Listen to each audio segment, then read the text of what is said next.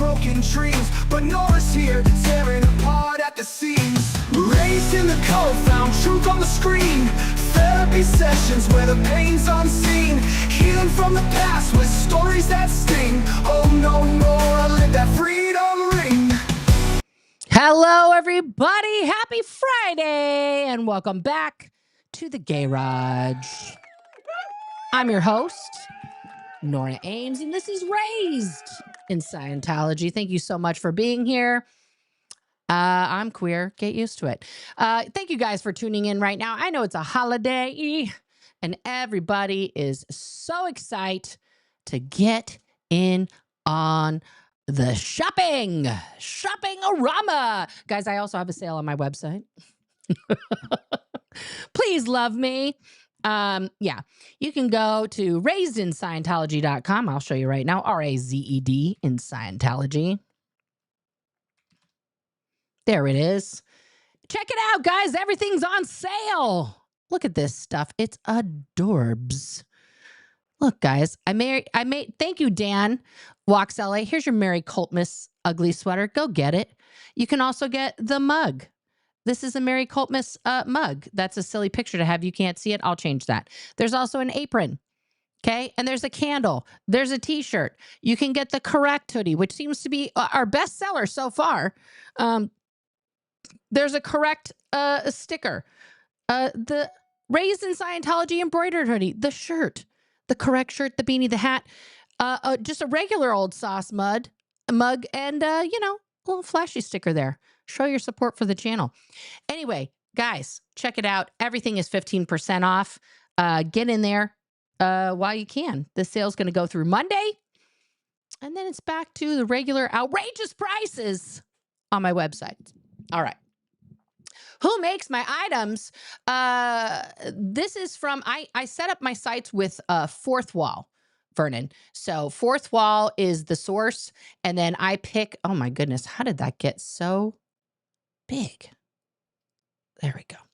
And then I pick which brands and stuff I want to use. I try to find, I'm big on soft. So I try to find all this. So the link on my site, Venus Blue, is a link tree, and it's going to have every link to reach me at, including razedinscientology.com, but all the other things if you want to PayPal, Venmo, Cash App me, something like that. But it's in the link tree on my page. All right. So definitely check that out. Guys, we have a lot to unpack today. So much to unpack today, guys. Oh, but goodness. Oh, but goodness. Okay. So where do we start here? I have this all organized. I'm just trying to think of like where to start the journey. So you guys have heard me talk many, many times about Mike Rinder. Okay. And about his knowledge of behind the scene things. And every time we bring up, anything having to do with him being responsible for ops and things like that, you know, that were part of his job in the Church of Scientology, there's a lot of pushback. Like, oh, he couldn't have known this. He couldn't have known that. He wasn't there. He was in the hole. He was in the thing. And he told the FBI. The number one thing that we're told all the time, I turned over everything I know to the FBI. I told everyone at the FBI. Now, I got a very interesting email. I'm not going to say from whom. They know who they are. They're probably tuning in right now. I'm not going to show your email. Jeez. Just wanted to say that real loud for that particular person. I'm not showing it. I am going to read it, though, however. I'm going to redact your name. I'm just going to read it. No one can see it. Calm your tits. Okay. So today I got this email literally at 11:13 this morning. I want to read this email to me, and I want to read to you my response. Okay. So it says, please don't take this as anything other than a friendly comment.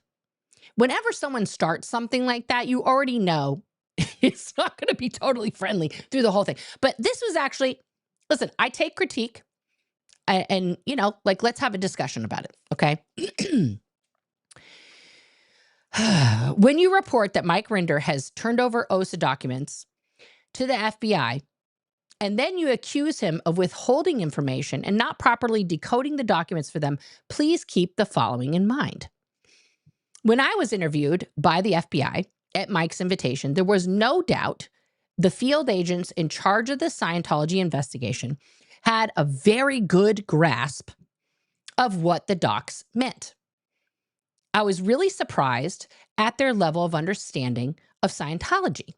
I can only assume, I'm not supposed to assume, but this person's assuming, I can only assume that Mike had spent considerable time with them going over what was in those documents. Now, by his own admission, he's, according to Mike, he spent hundreds of hours with the FBI talking to them. That's his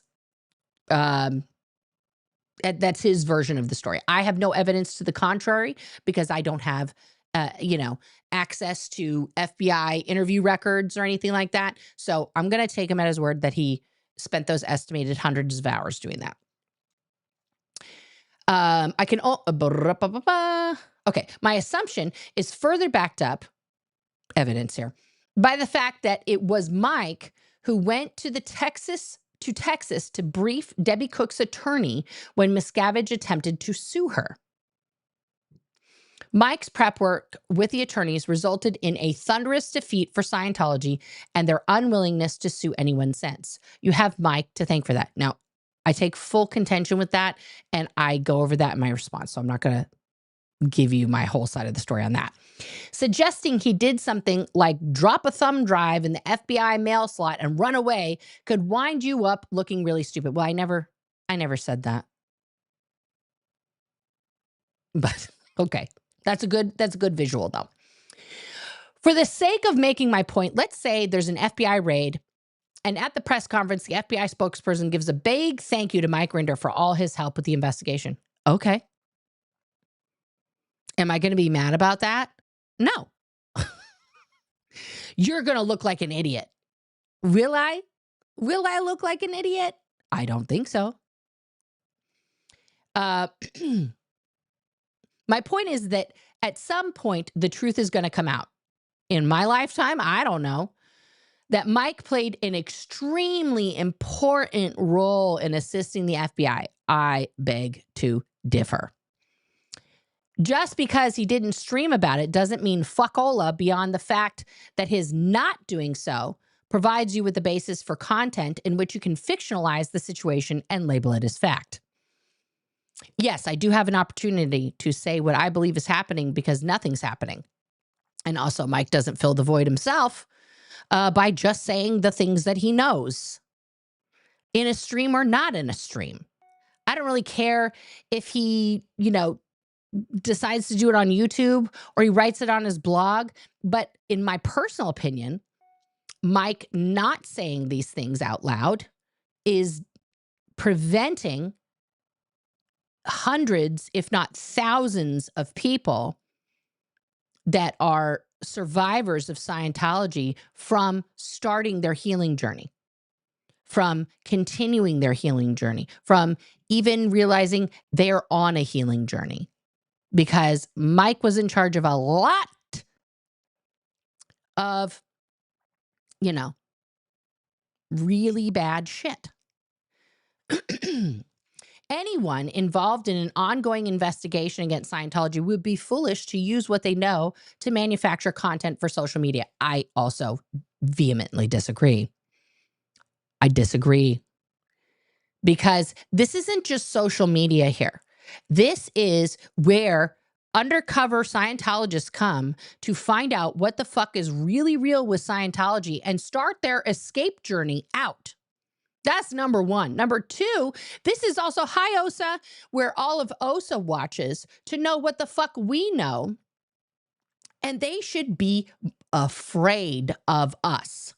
They should think, fuck, they know where everything is in my desk. There's nothing left to hide. Maybe those people would wake up and leave. But no. It's just content, right? It's just clicks. It's just, this, that, and the other thing. Absolutely the fuck not. Absolutely the fuck not.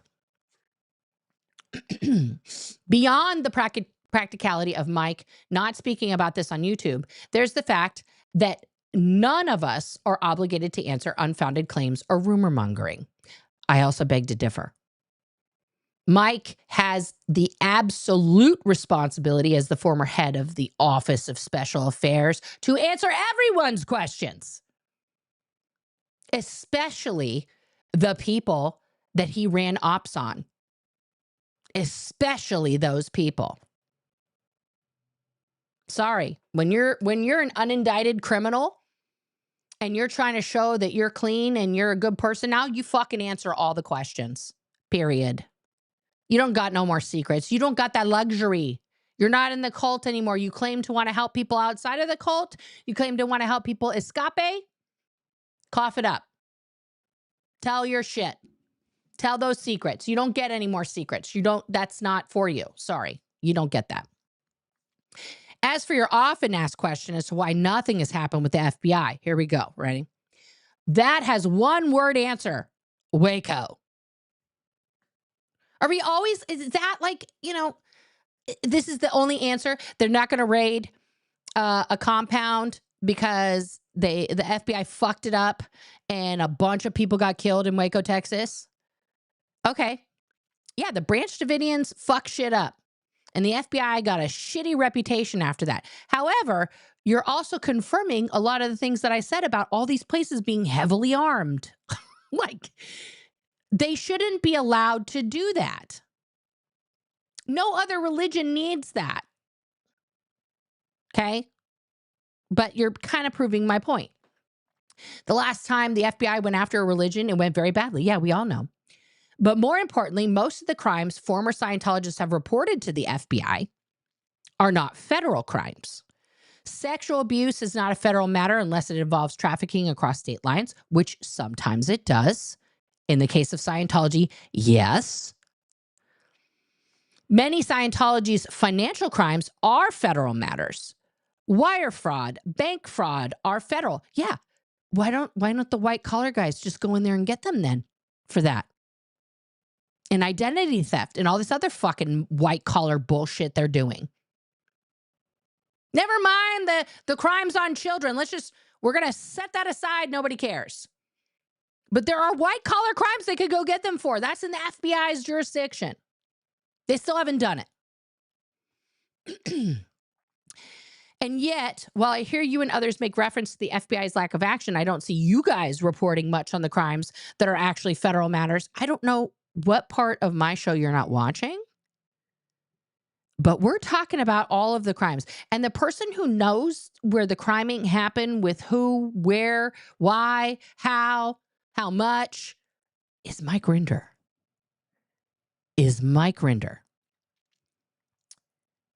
When you claim that Mike is withholding info, absolutely he is. In my mind, he's only withholding it from YouTube because of an ongoing investigations. What ongoing investigations? Give us the case number, or else it doesn't exist and it's fiction. You should be stating that as your opinion, which you are entitled to have, not as fact. All of this is my opinion. In case you guys didn't know, this is a show where I talk about what I think about Scientology, and I show you the receipts to back up my opinion. Good luck with everything you're doing. Best, the person who wrote me. I wrote back, "Dear so-and-so, I get your viewpoint, and I'm not mad at how you told me that." I'm actually not mad. However, I vehemently disagree. See, I use vehemently all the time. And as I've pointed out numerous times, Mike is only telling parts of the story he wants to. 2009, the FBI threw their chance away at a raid for undisclosed reasons. Jackson has told me multiple times that he was there ready to assist, and they called it off at the last minute. They never told him why they were calling it off. Okay. These are the facts that I've been told. Okay. What the community needs as a whole is healing. When I say the community, I'm talking about trauma survivors of Scientology. Okay. Specifically people who at any point in their life did Scientology and have now left. Okay. Not just only the second and third and fourth gen people who grew up in this mindfuck cult and are somehow still surviving outside of it, but anyone who's ever been in Scientology needs this for full healing. Mike is keeping all those secrets. Time is literally running out for him. He should tell everyone where the bodies are, who put them there, and how it was covered up. No more exclusive club. No more hierarchy.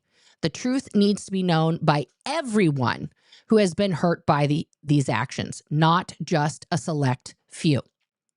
If there is an investigation going on, which I don't think there is, but that's just me, there is no evidence of that. None. In the fact, the opposite. Also, Mike didn't win Debbie Cook's case. Nobody won that. Scientology paid her off. That's not a win for anyone. She is now silenced and well paid. She is also an unindicted co-conspirator in numerous crimes. And the info she knows is important and will never be known because her silence was bought. Mike didn't do that. The media coverage of her case did that. Mike is a criminal, period. He did crime on behalf of L. Ron Hubbard and David Miscavige for over 2 decades. He spent the first decade out of the Sea Org applauding L. Ron and demonizing only David Miscavige. Then he got a TV show with Leah, re-victimized trauma survivors, gave them nothing, refused to help some after with his charity, and has been on a smear campaign against one of the participants since she discovered he lied. Instead of telling the truth about his involvement in Miriam's cover-up, he has used his OSA dirty tricks to try and silence her.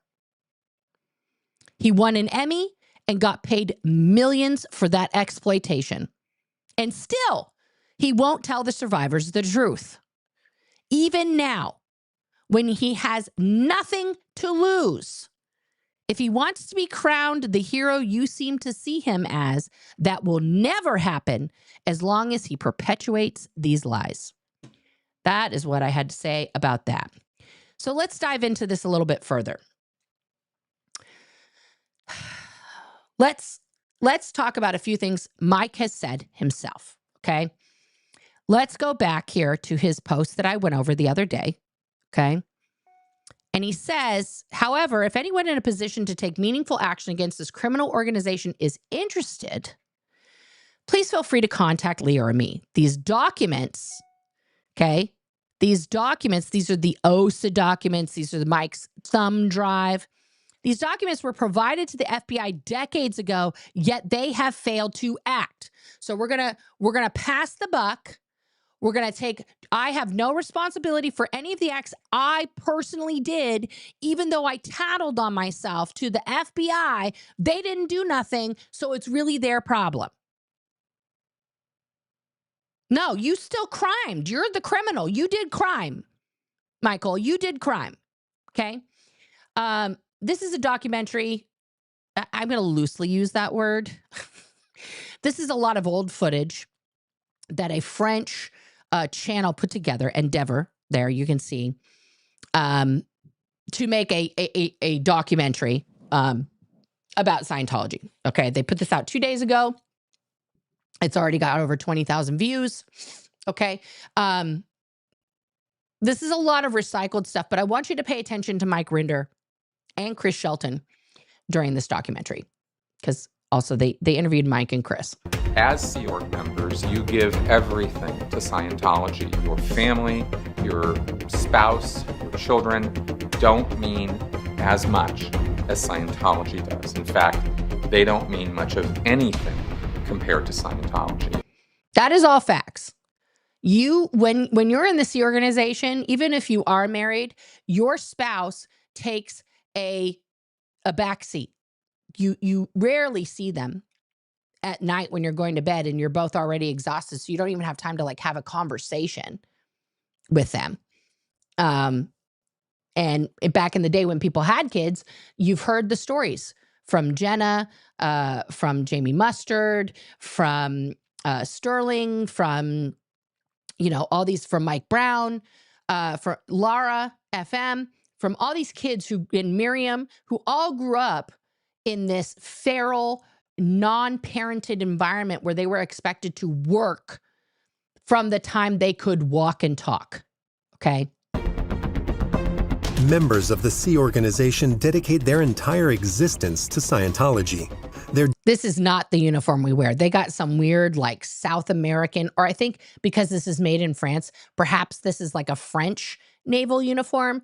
It's not a Sea Org uniform, guys. Daily lives are dictated by work and the orders of the hierarchy, and failure is not an option. Anything that L. Ron Hubbard wanted, that's what Scientology does. This is very true. Okay. But now, of course, anything that David Miscavige wants, Scientology does, because L. Ron's been dead now for 40 years. Okay, 38 years. I don't want to exaggerate, 38 years. This is called command intention in Scientology. And everybody knows that term. There is no questioning command intention. This is very true. If somebody tells you something is command intention, you just fucking do it. If you get in the way of command intention, you are gotten out of the way. Hundy P, correct. With its rigid discipline at the service of a pyramidal organization, the Sea Organization is an opaque institution that holds many secrets even for ordinary Scientologists. Yes, because ordinary Scientologists don't know anything that goes on in the Sea Organization behind closed doors. They are not privy to that information ever, because it's bad PR to tell Scientologists about anything that would be perceived as negative about what you're doing on your job. Laura, this is amazing. I love you. Fantastic. So Laura FM says, I'm writing a report to send to the feds with all my ranch abuse and norms that children were part of forced or groomed to do. This is so, so, so vital that you and other childhood survivors of this organization tell the raw truth about the conditions you grew up in, about all of the abuses that you survived during that time period. It is monumentally important that people understand what this generation survived. It's amazing. I love you. Good job. Let's get back to this thing here. One of them has been the subject of much discussion, as it's said to be one of the worst abuses of the Church of Scientology. Now that's that is footage of their the fence Rehabilitation Project Force, or RPF. in Europe. Okay, because they had an RPF here in America, in Los Angeles. That's where I did my RPF. Laura, honey, I can't even imagine. I can't even imagine what that's like to open up every single one of those wounds from your childhood. That is extremely vulnerable of you. And make sure, please, that you take care of yourself. Take your time, okay? Do not think that you have to bleed out for the world, okay? You can just write it and give it to the authorities, or you can talk about it if that helps you. But, like, we are not a show, right? We are real people with real trauma, okay? And you matter, and your story matters. And take all the time that you need to go through that. Don't rush it. You're not on a TM, you know? You don't have to run any laps if you don't get it done fast, you know? That's really, really hard shit. That's incredibly hard shit. Yeah. Childhood trauma is no joke, whether you were in a cult or not, guys. To be able to confront that and talk about it in any way, shape, or form is truly brave and can help heal so much by getting that out there. So yeah, I look forward to, you know, whatever comes of that, and any backup you need, Laura. Of course, I'm always here, always 100%. Let's get back to Chris. The Rehabilitation Project Force is a Sea Org prison camp. Very true. It's 100% a prison camp. And it's a re-education program that's meant to change your thinking about the Sea Organization and about Scientology. Well, kind of. It's just meant to change you. It's not really, you don't change your thinking about the Sea Organization and Scientology. You become way more devout, probably than you were before, because you're being punished because you're not, you know, the correct, you know, you're a square peg trying to get in a round hole. They want to smooth your sides out and sand you down until you're a round hole, or a round peg. Sorry, Mike. You know, Korean POW camp style of thought reform. Yes. Yes.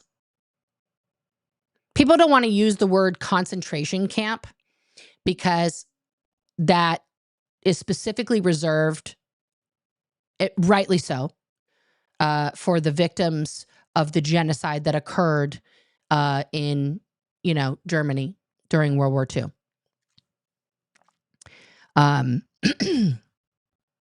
The conditions in which people live on the RPF and they are made to work are very similar to what those people experienced. Of course, we were not forced into showers that were actually, you know, incinerators or, you know, deadly acid or anything like that. We were denied medical care, sleep deprived, nutritionally deprived, you know, and physically punished for noncompliance every day. So it's not, yeah, it's not too far off. It's not too far off. Oh my gosh, guys, hang on one second.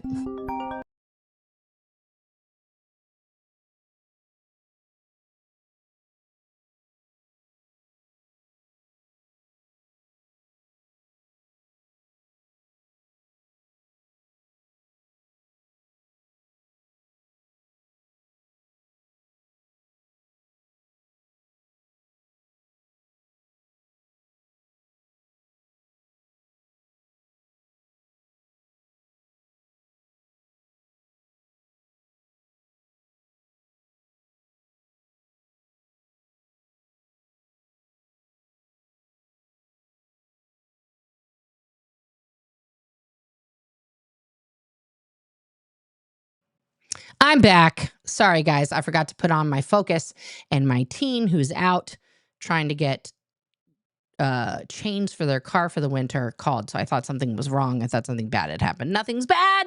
They're fine. Just checking in, which is fine. But sometimes I would appreciate it if they would remember that I'm on a live. But that's okay. This is what happens when you work from home and you're just always here.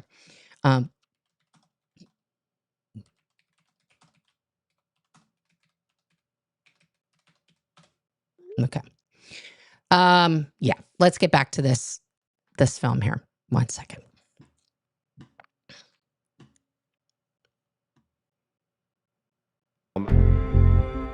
Established by L. Ron Hubbard in 1974, the RPF re-educates members of the Sea Organization who have failed in their missions. In 2005, while he was a spokesman for Scientology, Mike Rinder was sent there for 2 years. No, he was never on the RPF. That's incorrect. A lot of the things, thank you. A lot of the things in this documentary are like almost correct, but not totally correct. Okay. Mike Rinder went to a very special, you know, executive only version of David Miscavige's personal hell, The Hole. Right. So that's a different situation. I don't want to do it at 2. But I do want to speed it up here a little bit. You're not allowed to talk to anybody outside of the RPF. You have to wear a black boiler suit to do. And Mike is so out of touch with what the RPF wears. He doesn't even know you don't wear black boiler suits anymore. You just wear black jeans and a gray shirt. They stopped wearing boiler suits in the 80s, Michael. But thanks for your expert info on what the RPF is like. Dirty menial labor That part is correct. Dirty menial labor. or all day. At different points in time, Lucas Legal and Chris Shelton also went through the Rehabilitation Project Force program. They described the same rules, daily work and humiliation. Yes. Daily work and humiliation is a great, like tag. The RPF. Work all day while being humiliated. That's basically, that's it. There are no holidays. There are no time off. There is no seeing your spouse. You don't go home at night. You don't have a holiday. You don't have an anniversary. You have 30 seconds to use the toilet in the morning. You're not. Yeah, that's facts. We got a couple more minutes. He was on the RPF in the 80s, but you literally, we all had like 5 minutes to do like pee or poop and brush your teeth in the morning before first muster. Allowed to talk, urinate, or sit, and you have 15 or 16 hours of work a day. And this went on day after day, week after week, month after month. And I was on the program for 3 years and 3 months. He lasted a few more months than I did. I was on for 2 years and let's see.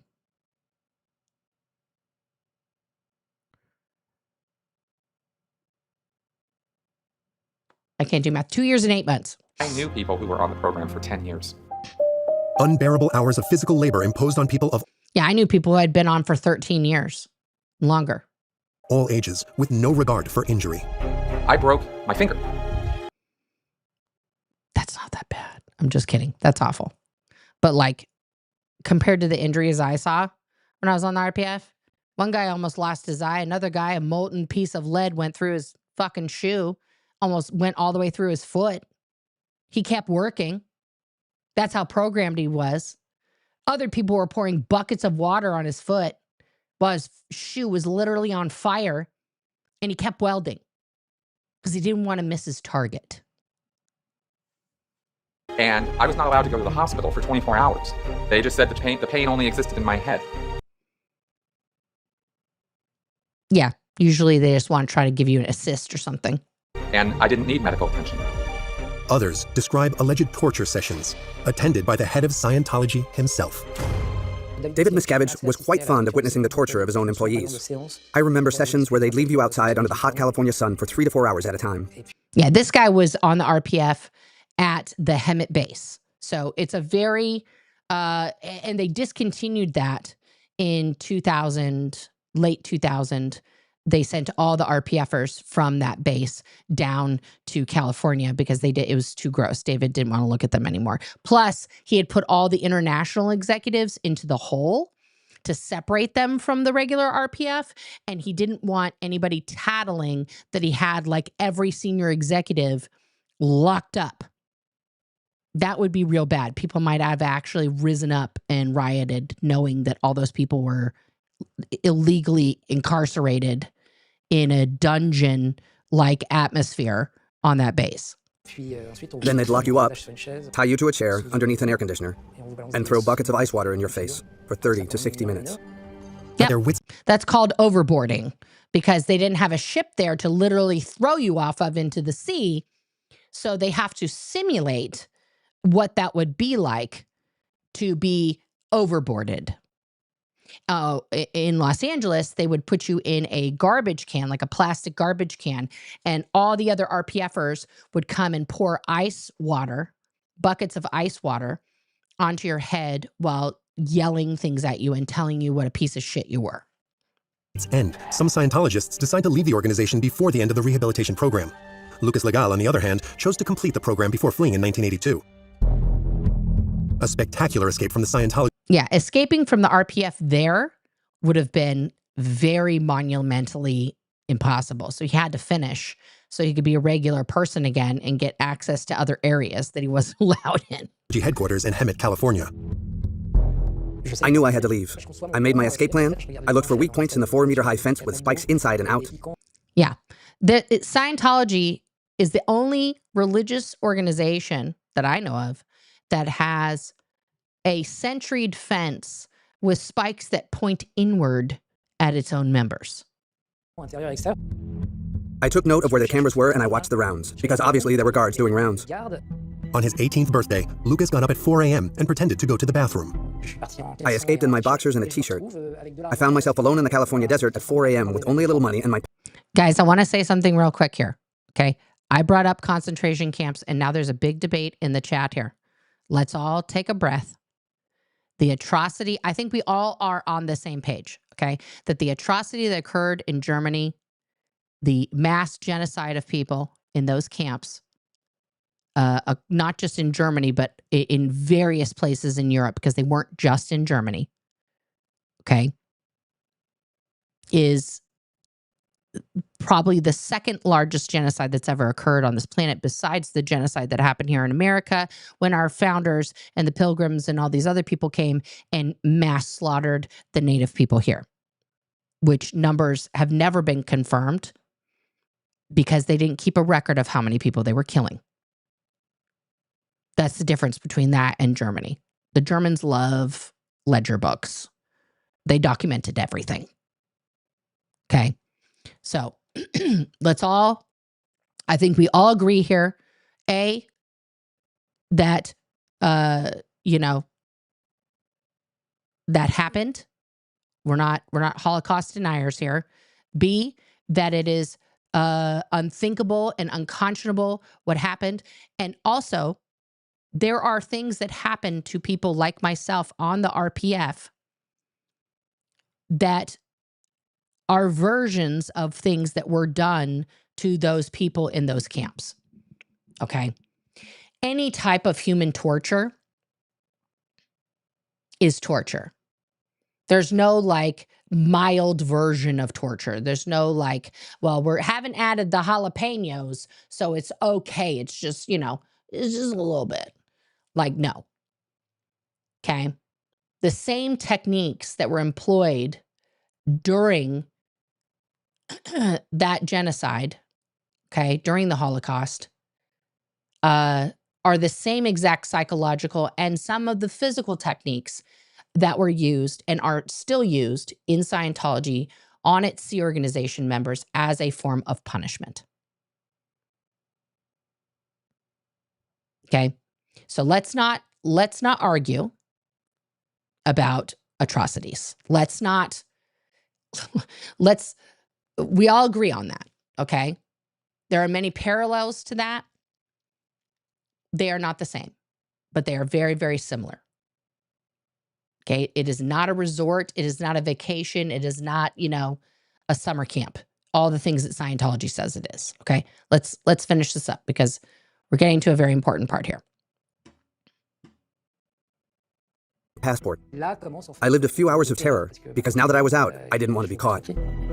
Okay, so this guy escaped in nothing but his boxers and a t-shirt and the money he had, and he's running through the desert, okay?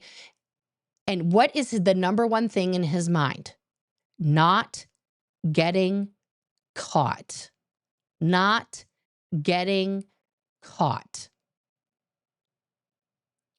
What religion, when somebody's like, doesn't show up for church on Sunday, sends teams of people to the bus stop, to the plane, to, you know, every place that they can go, and contacts all of their family, friends, associates, schoolmates to find out where this person is and to not only get them back, but then hold them captive and punish them for having left. There is no other organization that does that. None. Lucas headed to the Los Angeles airport with a single goal in mind: to return to Paris. When I got to the airport, I was still scared to death. I bought a one-way ticket to France. At one point, I heard my name being called over the airport loudspeaker. Yeah, because they found him. They had come to the airport to pick me up. I changed my flight to Paris for one to Berlin, thinking that once I got to Berlin, I'd take another flight to Paris. The next day, when his plane took off, Lucas took off for a new life far away from Scientology. And I'm sure that whole flight, he didn't get out of his seat because he thought one of those people was probably somebody sent to get him. He didn't want to be seen. Who knows how long he, was in fear for his life and fear of people coming to get him and taking him back. But according to him and other followers, leaving the Sea Organization wasn't quite the end of the ordeal. The first level of what occurs to a person after they leave the Sea Organization is they tend to be ostracized. They're sort of relegated to becoming a second-class citizen. This is very true.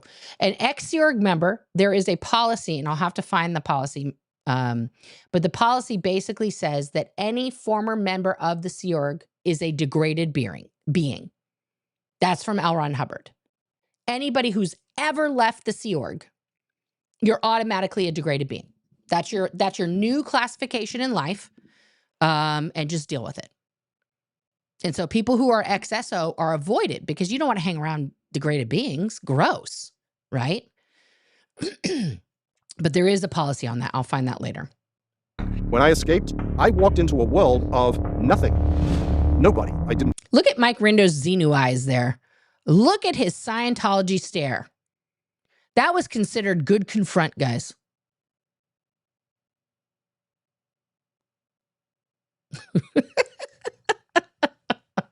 Have any real connections, and that is what Scientology uses to control people and prevent them from stepping off the reservation. Yes. Yes, Michael. Also, who did you do that to? For former members of the Sea Organization, the worst was yet to come. For after ostracization comes disconnection, a rule that aims to brand any former follower who publicly criticizes the organization with a seal of infamy. Now you are not only an ostracized bad person, now you're evil. No. Yes. This is when you get declared like me and Chris and Mike, right? Now you're the worst of the worst. Not only are you a degraded being, okay, which is bad enough because then that just puts you in the position of hating yourself, right? Which is what it's supposed to do. But now you're evil because as soon as you say boo about Scientology to the public, that's it. You're SP. No Scientologist in good standing is allowed to talk to you, communicate with you, or have any relationship with you. After you leave Scientology, if your own children have stayed inside the church, they'll consider you as a renegade. Yes. They consider you as a very, very bad person. An apostate. You literally can lose every member of your family. That happened to me. Yes. Yes, Michael, your children, because you just left the Sea Org. You didn't, and you left them. You didn't go to Flag and try and get, Ben. You didn't go to LA and get Taryn and then all go together. You didn't get your wife. You just got you out. My parents, my siblings, my children, all disconnected from me. This rule originated because Michael is a second-gen Scientologist, guys. In case you didn't know that, Mike's parents got in when he was like 8 years old. So technically that makes him a second-gen. in the 1950s when Hubbard created the church policy for suppressive persons, a fighting term that refers to any person or group that hinders Scientology. They become the target of the fair game or black propaganda program.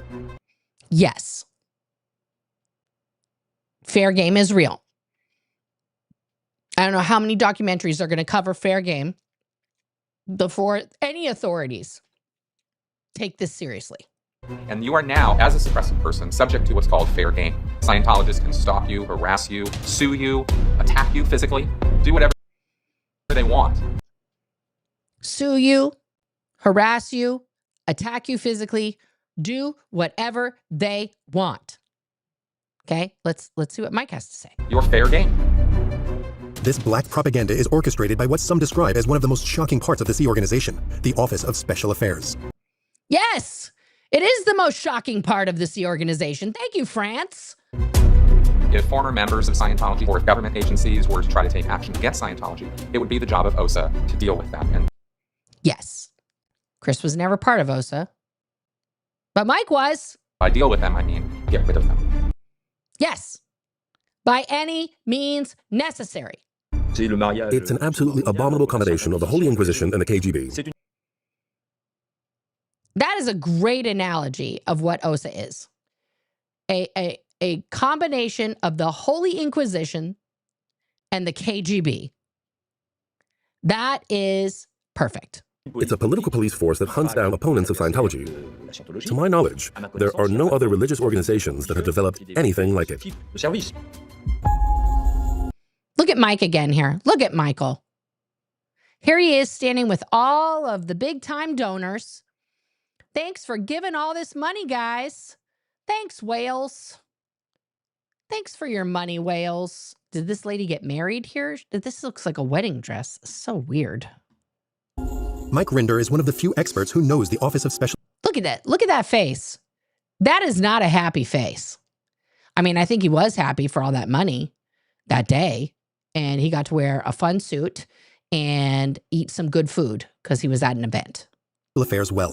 He led it during his time at the head of the organization from 1982 to 2005. Yes. Facts. From 1982 to 2005, y'all.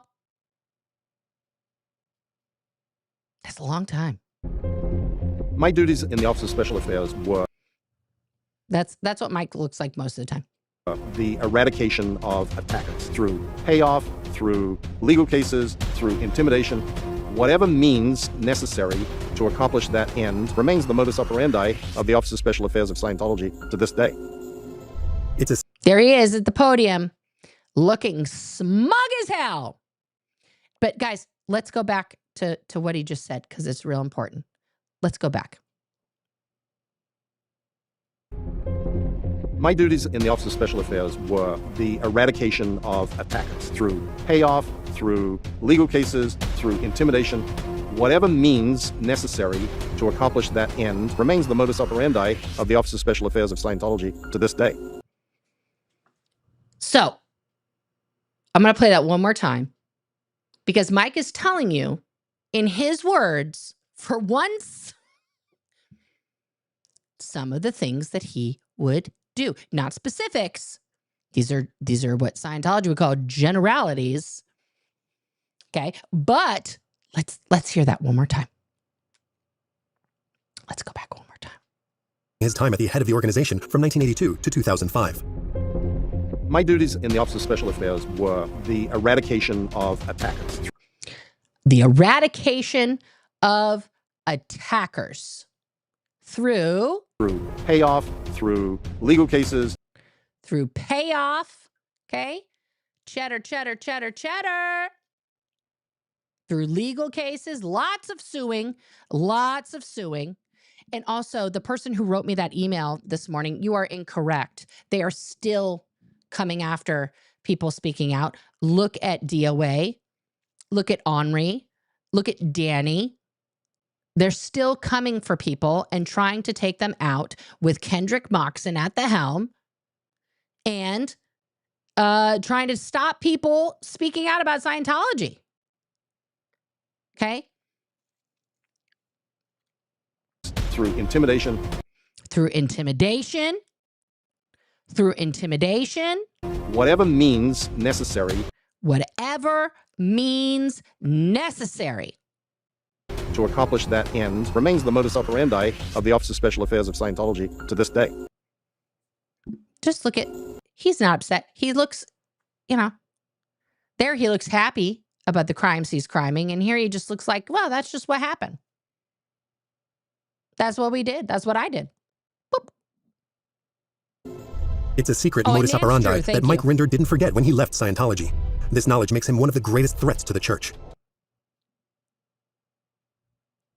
And what knowledge has he spread that is so dangerous? I would beg to differ. I don't think enough information has come from you, Michael. I think you've given us the tip of the tip of the tip of the iceberg. Okay? We don't want this, this has been, now you've been out of the Sea Org, okay, and out of Scientology supposedly for almost 20 years, 19 years. It's time for foreplay to be over. Okay? This whole just the tip thing, we need the full Hazagaza. Okay? Let's get to it. The former head of the Office of Special Affairs. Look at him. Has now become a target himself. Yes. Scientology targeted him. But look at the things Michael documents and listen to how he talks about it. Scientology has done its best to intimidate or harass me to not speak. Since leaving That's Scientology him in 2007, filming a Mike PI. Rinder has been filming the harassment he claims to have been subjected to every single day. Vehicles that track him on a daily basis, Oh, he's got to run, he's got to run. which he doesn't hesitate to pursue. He's going over the curb, amazing. A camera hidden in a neighbor's birdhouse to monitor his That house. happened to him. You can see also, if you look inside these holes, Right. There was a birdhouse because he lived on that little cul-de-sac. And that birdhouse was pointed directly at his house, recording him 24/7. there's no birds, there's no seed. Right. They picked up his Even garbage. Mike Rinder's garbage cans have been stolen by strangers. Look at the waste management guy just like, bro, I don't care. I got paid. Who are you getting that for? That's my garbage. Yeah, it is. Mike Rinder.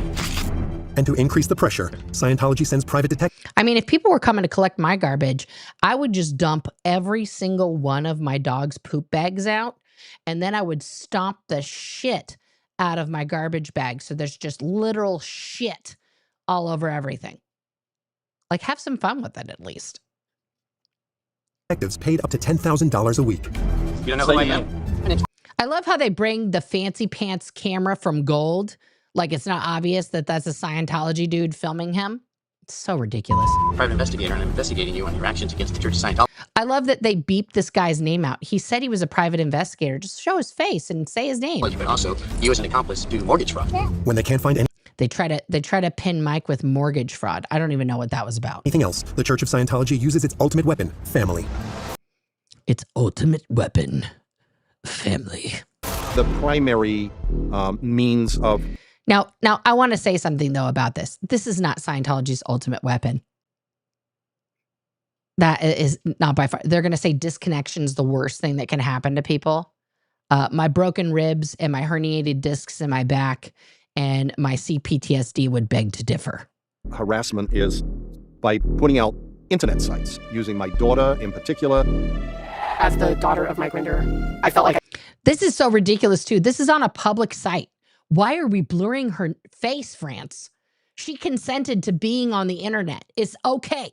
I didn't have a father. And they disguised her voice. Now, they play this part, right? As the daughter of Mike Rinder, my grinder. That's funny that sorry. I'm 3 years old. I'm sorry. I felt like I didn't have a father. That's a true statement. She's a Sea Org kid. She didn't have a dad. That's not even like a lie. That's not even propaganda. That's facts. None of those campaigns have been successful. Yeah, I don't care. Put my daughter on the internet and make her say bad things. Guess what? They haven't stopped me from speaking, but they They haven't stopped me from speaking. Yeah, I don't give a fuck that my daughter says gross things about me. Fuck her. continue because that's what the Hubbard policy says. Yeah, they are going to continue. They are going to continue. Right? Mike holds all the cards, guys. And because he hasn't said the real things, said where the bodies are buried, he claims to have gone to the FBI. Okay? Let's pull up a couple things here. I was mailed a few things here that I want to show you guys. These are documents from the FBI, okay, that were obtained through FOIA, Freedom of Information Act, okay? These are like inventories, okay? This is from the United States Department of Justice, Federal Bureau of Investigation. Receipt for property received, okay, or seized on 12/1/2007, okay? Right there. This is the file number. A 2 gigabit scan disk flash drive. Okay, that could be Mike Rinder's. And then later, we see here, let's make this a little bit bigger. Okay, this is another unclassified FBI document. Okay, from Los Angeles. There are redacted parts here. That's totally fine. Details. It is requested that the following evidence items be What does it say? Oh, sorry. Retained due to statute of limitations for approximately 2 years. In this, okay, statute of limitations for what? Correct. What crimes are contained here, right? One of the things is the flash drive there. Okay, so this is dated 2010. So by 2012, those statute of limitations ran out and we still did nothing? Okay, let's look at this one. Is this the last one? Let's look at this one here. Right, this is the same one. And then you can see that the flash drive is there. Let's take a look at this puppy. So this is from 2011. Details. It is requested that item 1C1 in the above caption case be retained due to the statute of limitations for approximately 2 years, okay, until 2012. After November 30th, 2012, it is requested the item be destroyed.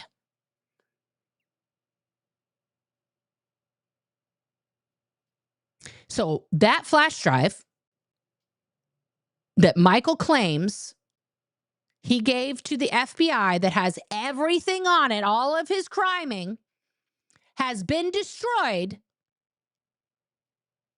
since 2012. Since 2012, that's 12 years now. 12 years now that has been destroyed. Yet, for the last decade, every time we yell at the former executives of Scientology, come clean with your crimes. Oh, I went to the FBI and I told them everything. I went to the FBI and I gave them all my stuff. How, Michael, how is this okay or acceptable that is what happened with the valuable evidence that you gave to the FBI? How do you sleep at night, sir, knowing for 12 years that evidence has been destroyed? I do not want to hear one more time from Claire, from Amy Scobie, from Jackson, from Matt Pesh, from Michael, from Mitch Brisker, from anybody. I went to the FBI and I told them everything I know. Because when you don't make a fuss and you don't make noise, they destroy the things that you give them. This is not about social media clicks. This is not about clout. This is about justice for the survivors of Scientology. This is about shutting down a criminal organization that is hell-bent on world domination under the cloak of religion that continues to commit crimes on a daily basis. And anyone who has evidence of those crimes or did the crimes themselves and you are still alive and able to speak and draw breath, you are responsible for showing the world those crimes in their entirety. I mean you, Debbie Cook.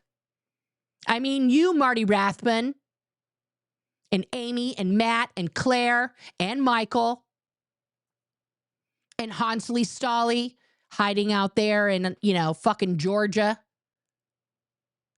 All of you guys who are hiding in the shadows, hiding behind, I gave everything to the FBI. Time's up. Time is up. We're not going to sit here idle while you do nothing. Okay? You've done nothing to get that justice. So you told people some stories. You told them what some policies meant. They didn't do anything. Sometimes, in order to get justice, you got to do the old-fashioned thing. Remember from OSA, Michael? It's called a noisy investigation. So it's time for us to get noisy, not be silent. I saw this the other day, okay?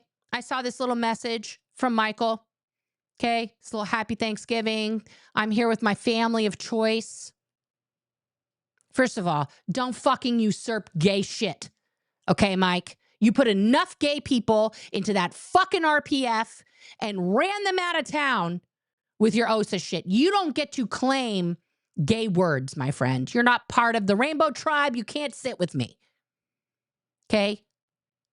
That's bullshit. Your family disconnected from you because they're Scientologists. I'm sorry that you're the victim of disconnection. Whatever. How many people did you force disconnection on, Michael? How many people did you do that to? That's what you should be talking about. When I see this little fucking picture here, I can't remember this woman's name. I believe she's a mom whose kids disconnected from her. I cannot for the life of me remember her name. If anybody remembers her name, please let me know. When I watched this, I watched Christy in pain. This is his wife, Christy, this beautiful lady right here. I watched her in pain, watching Mike struggle to breathe, to talk. Okay? It is awful to watch him in this state. I'm not a monster. I see that this man is clearly dying. I don't know when those other videos were filmed. Clearly it was earlier because his goatee is coming back a little bit here and he has a little bit of fuzz. So, he's got a break in his chemo here. Okay. But I'm going to be honest with you guys. When I see this, I see 4 criminals that are unindicted, that have not told their secrets, that are continuing to just be silent when they should be the loudest voices in the room. Michael Rinder, Claire Headley, Amy Scobie, and Matt Pesh. These 4 people are criminals. They are Scientology criminals, but they are real life criminals. They did crimes that are actually against American law, against actual laws. Okay? No, that's not baby reindeer. Trust me, they didn't. Stephanie is not part of Mike's family of choice, Stephanie. In case you're watching, Steph, clearly you're not part of his family of choice. You were not invited to Clearwater, and you never will be.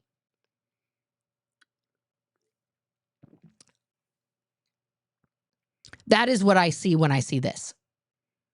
And it disgusts me in some way that people are choosing to overlook the criminality that is being hidden by this man still.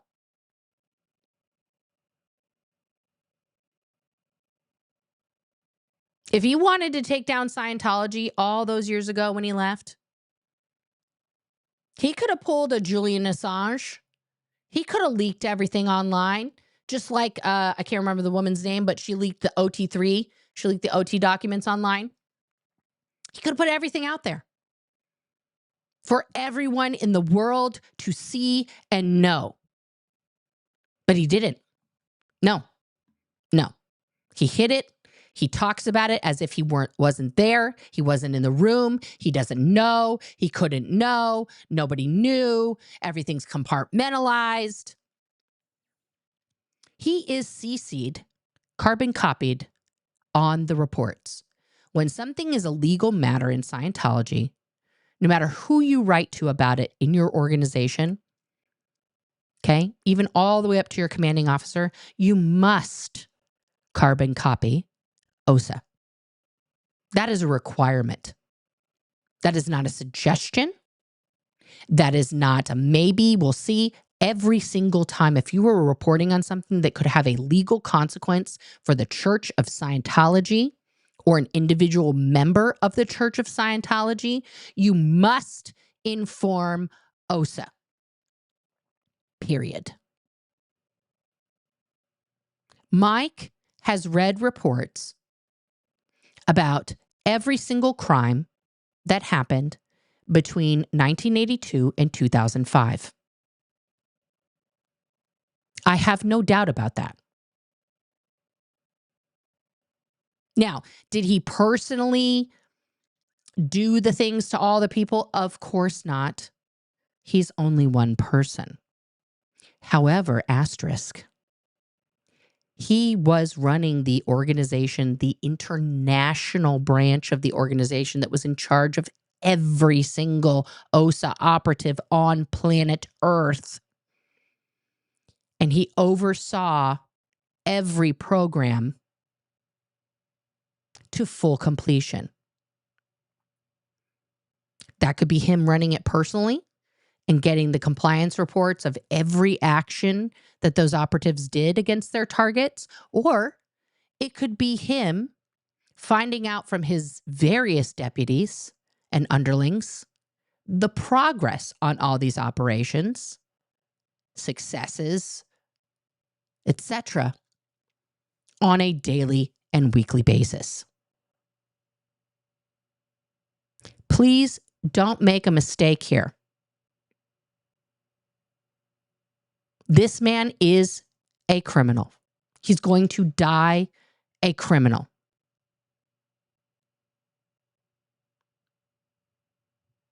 That's a him problem. He will never be the hero of this movement. Not because I want him to not be the hero of this movement, but because he never took full responsibility for his own actions. There is a 0% chance that survivors of this cult are going to speak one day after Mike is gone. Like, I'm so glad Mike Rinder did all those things. Where would we be without him? That conversation's not going to happen, Michael. Because you didn't do the one thing that was the easiest thing for you to do. Tell the truth. Tell the truth, Michael. Tell the whole truth. All of the ugliness, every single bit. You chose not to do that. That was your choice. We have begged you for years to come clean. And then everybody's like, oh no, he has cancer. Oh no. We should be nice. No. He hasn't earned my niceness. His actions towards survivors right now is horrific.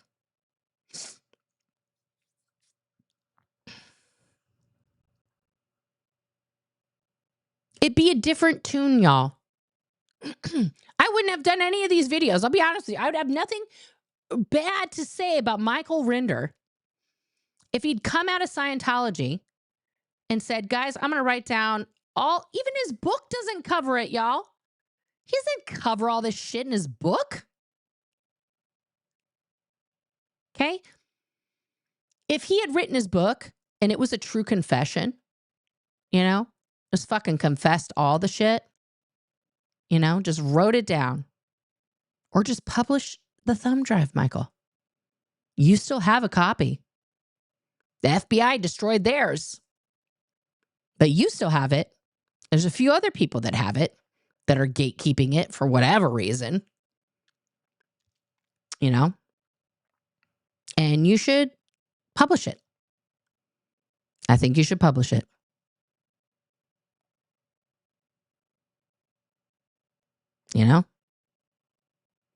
But apparently healing doesn't matter, because the only evil you got out of yourself, Michael, is a harbored bad opinion that you have about Aaron Smith Levin. Whoopity fucking do.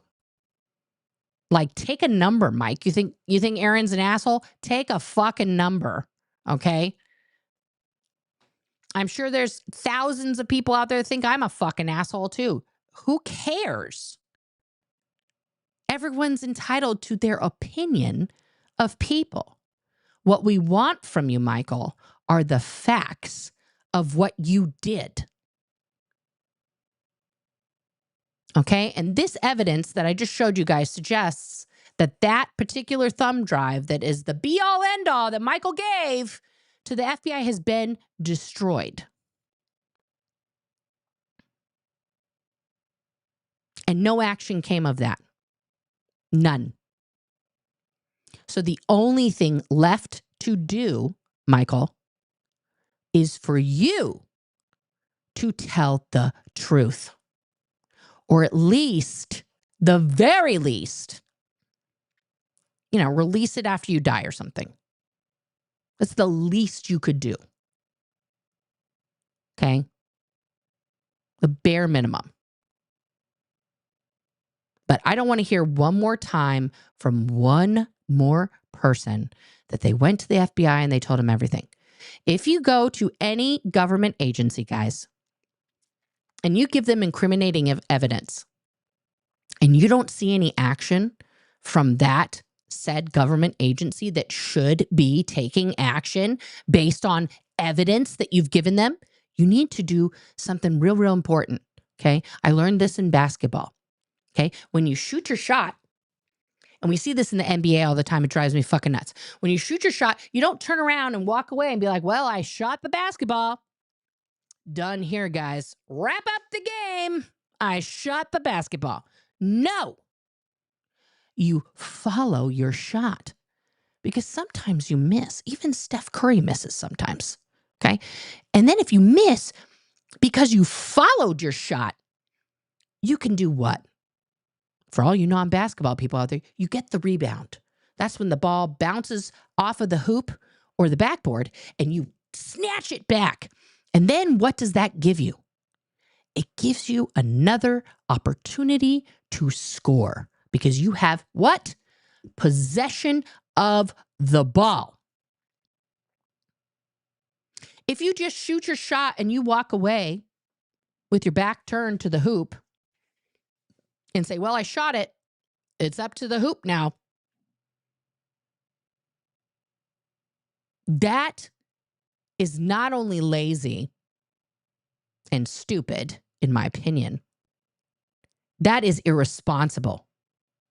Especially when that shot that you're shooting is the decades of illegal activities and trauma that you, sir, were in charge of.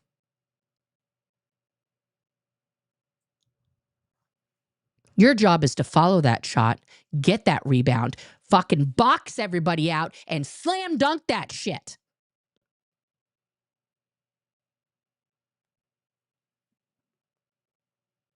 We cannot keep having this excuse. If you go to the authorities and they don't do something, you need to follow up. You need to be calling that FBI agent. Get their fucking card. Become their worst fucking nightmare. And by that, I mean just calling them and finding out what's happening and showing up at their office. Don't do anything weird and twisted. That's not what I'm saying. You need to make sure that they know that this is a fucking priority. That you are not going to stop until they take action. And if they need more information, what more information do you need? Who do you need to hear from? I will call them on my phone right the fuck now and get them here. That's what we need to do. That's what should have been done in 2007 by you, Michael. And now it's like too fucking late. Wait, you're dying. I get it. It's too late for you to go and stomp around the FBI and make a fuss. Okay? But you can still tell everybody what you did. And let's say you do give your information to the authorities. And they say, okay, we're going to look into this. And every time you check with them, oh, it's under investigation, blah, blah, blah, blah, blah. And they keep giving you the runaround.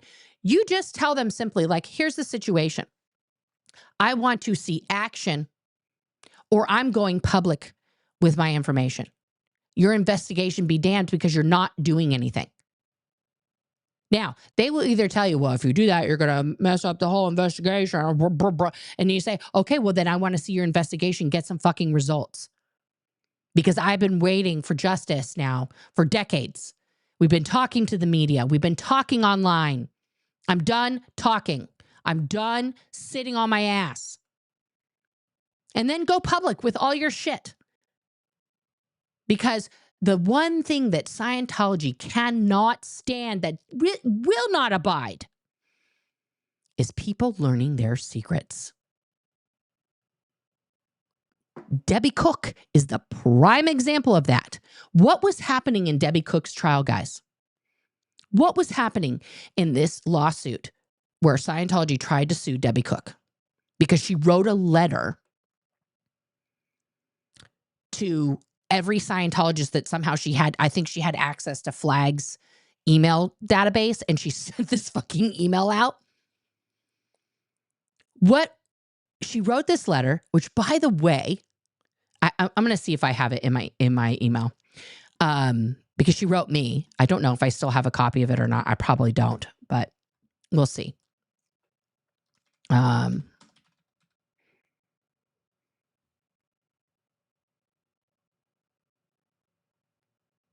Because I remember when her letter came out, it rocked the whole ex-Scientology community, like 100%. Let me see here. I don't think I do. I'm looking way in the Wayback Machine.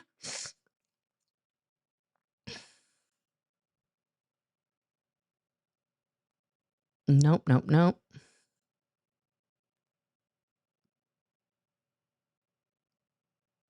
Does this have it?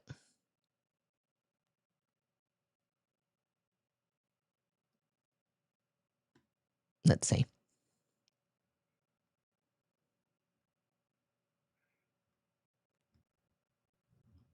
No. This is something else.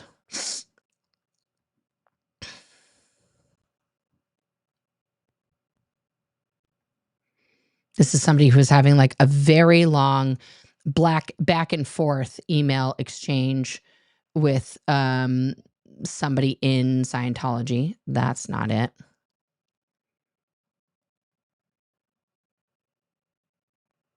Okay.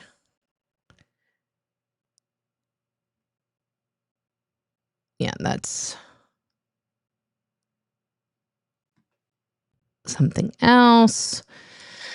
Yeah, I thought it might be one place. Let me just look here. If this is searchable or not. I don't know if it's searchable. I think Tony published it once.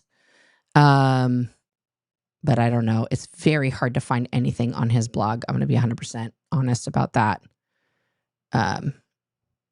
Yeah, that's usually really hard to figure out. Let's see here. Can you search Mike Rinder's blog? Okay, here we go. Let's see what comes up for that.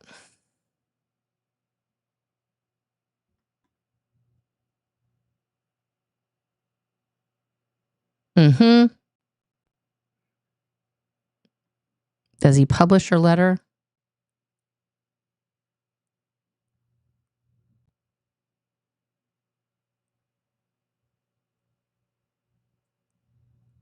Yeah. Like, this is just, it's a lot of chit chat from Mike about this news article about Debbie. Let's see if this one publishes it. Okay, here it is. So we're going to go to this. This is from Mike Rinder's blog from December 31st, 2011. Okay, I received the same email. Okay, there's Debbie Cook looking very glam. I'm emailing you as a friend and fellow Scientologist. As we enter a new year, it is hoped that 2012 can be a year of great dissemination and a real progress up the bridge for all Scientologists. Debbie never left Scientology, y'all, and this is evident from her It's the first entry. Thank you. Okay. Although I'm not in the Sea Org right now, I served in the Sea Org at Flag for 29 years. 17 of those were captain of the Flag Service Organization. I am a trained auditor and CS, as well as an OEC, FEBC, DSEC. She's fully administratively trained. She's also an auditor and a case supervisor, okay? She was the whole package. I am completely dedicated to the technology of Dianetics and Scientology and the works of L. Ron Hubbard. I've seen some of the most stunning and miraculous results in the application of L. Ron Hubbard technology, and I absolutely know it's worth fighting to keep it pure and unadulterated. My husband and I are in good standing, and we are not connected with anyone who is not in good standing. So she was telling everybody, I'm not an SP. Even though I'm not in the Sea Org and I'm not your captain anymore, I'm still a good person. I am a believer. We have steadfastly refused to speak to any media, even though many have contacted us. Yep. Yeah. Silence. But I do have some very serious concerns about keeping Scientology working that I see permeating the Scientology religion. She's going to be critical. I have the utmost respect for the thousands of dedicated Scientologists and Sea Org members. Together, we have come through everything this world could throw at us and have some real impingement on the world around us. It's just like, she's in fucking La La Land still. I am proud of our accomplishments, and I know you are too. However, there is no question that this new age of continuous fundraising is not our finest moment. There are many policy letters where L. Ron specifically says that fundraising, as they do now in the form of the IAS and all this other hullabaloo, is off policy and illegal. LRH says in HCOPL 9 January 1951, an essay on management, no drop curtains between the organization and the public about anything. It means you're not supposed to have anything hidden. Basically, on this policy, I'm communicating to you about some situations that we need to do something about within our religion, within our group. Actions that are either not covered in policy or directly violate LRH policy and tech include the extreme over-regging and fundraising activities that become so much a part of nearly every Sea Org, Class 5 org, as well as every OT committee. Yeah, Debbie, I'm sure you're really disgusted with the millions of dollars you raised every week for 17 years. Just disgusted with yourself. The fundraising is not covered anywhere in LRH policy, yet you did it and required people to run a gauntlet just to get the service they had already paid for. Hardworking Sea Org members and dedicated staff of orgs around the world, hey, Danny, aren't choosing to do these actions, nor are the OTs. I am sure they would be more than happy if they could just get on with direct dissemination of Scientology as they have done for so many years. But the truth is that this is being driven from the very highest echelons within the Scientology structure. And clearly, there's a lot of pressure to make targets that are being set, like the ones you enforced, Debbie, when you were the captain of Flag Service Org. How many people did you punish or put on the RPF because they didn't make those financial targets, Debbie? How many? How many? She never lists any crimes she does here, by the way, guys. The IAS, it was unbeknownst to LRH in 1984. It was created unbeknownst to LRH in 1984 by Mark Yeager and David Miscavige. Yeah, that's because he was high in a fucking Bluebird trailer in Creston, California, trying to swat away his body thetans because he was crazy.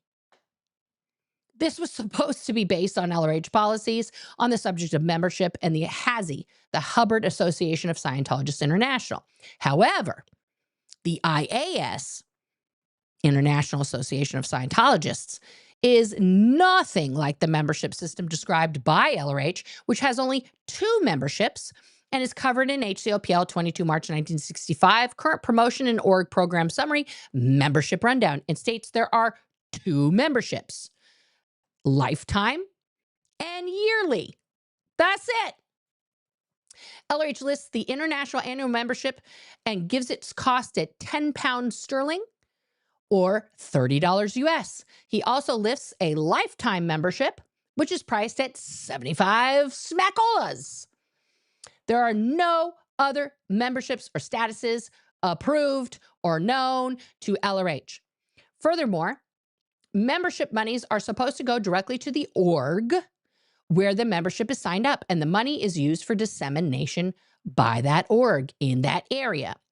This is covered in HCOPL 1 September 1965 revised membership policies. It all goes into the HCO book account in the area where the membership is bought and not part of the organization's weekly gross income. Membership monies go to dissemination. Currently, and this still stands even from 2011, membership monies are held as international reserves and have grown to well in excess of $1 billion. That was 13 years ago, y'all. 13 years ago, before they invented more and bigger statuses for people to donate to. Only a tiny fraction has ever been spent in violation of the policy above. Only the interest earned from the holdings, from the billions, have been used very sparingly to fund projects through grants. I want you guys to understand that. The interest on the billions of dollars that is in these banks is what is being used to fund the projects. Okay? To fund the projects, to fund the attacks, to fund the lawsuits, to fund the torture of human beings. That is where the money goes. For slave labor to do your renovations that you don't pay those people, you just pay for the materials. That money is what's being used to hire that private security that marches around on L. Ron Hubbard Way fully armed. Okay? Only, in fact, many of the activities you see at the IAS events are not actually funded by the IAS, but rather the Scientologists involved. So instead of using these billions of dollars and the interest on the reserves, they get individual Scientologists to fork over money for their big picture project, for their photo op. Like, for example, when John Travolta was claimed to have flown all of those people to Haiti to assist after that earthquake there, the IAS made those volunteer ministers pay for their seat on John Travolta's plane. He flew his own plane with people on it, one flight, and then they had to find their own flight home from Haiti. He didn't even stay to take them home or come back.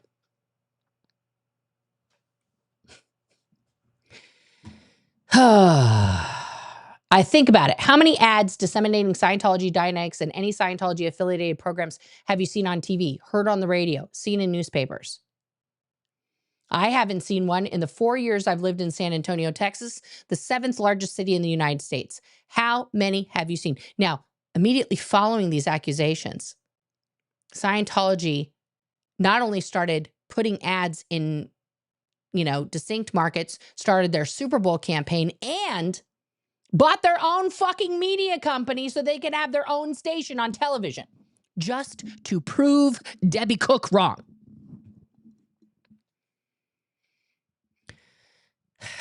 Donating anything more than a lifetime membership to the IAS is not based on LRH policy. Very true, Debbie.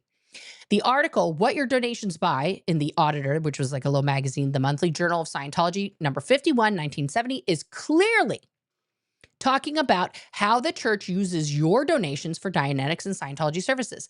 Next time you're asked to donate outside of services, like the auditing and training, realize that you are engaged in fundraising and asked to see something in writing from L. Ron Hubbard that this is something he expects from you as a Scientologist.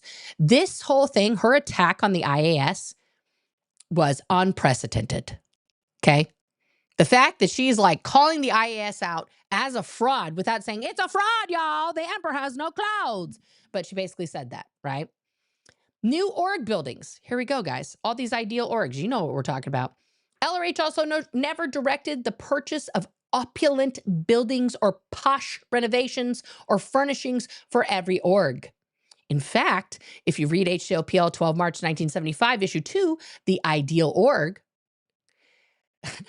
which is what this program has been called, and nowhere in it will you find $20 million buildings or even any reference to the poshness of org premises at all as part of LRH's description of an ideal org. Instead, an ideal org is one that is delivered and move people up the bridge, something that's not part of the ideal org program.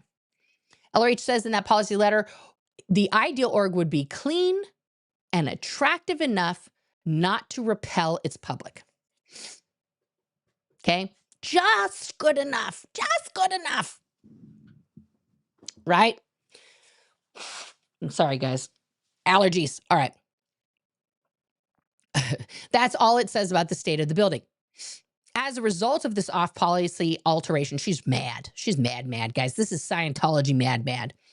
Of the ideal org policy letter, we have the majority of top OTs, now deemed OT ambassadors, heavily engaged in fundraising activities that include bingo, pirate dinners, knitting classes, hay rides, and many other activities revolving strictly around raising funds for the required multi-millions of dollars to fund their ideal org. How many of those did you tell your Division 6 to organize and do, Debbie?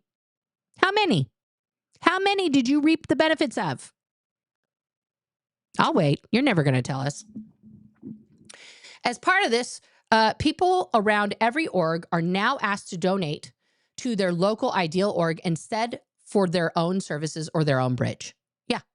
You donate to the org first, and then maybe you can go up the bridge because you got to prove that you're one of the good ones. LRH says in HCO policy letter, org ethics and tech, get rid of distractions from Scientology in your org, babysitting or raffle tickets and such nonsense. They don't want any of that bullshit. He didn't want any of that riffraff.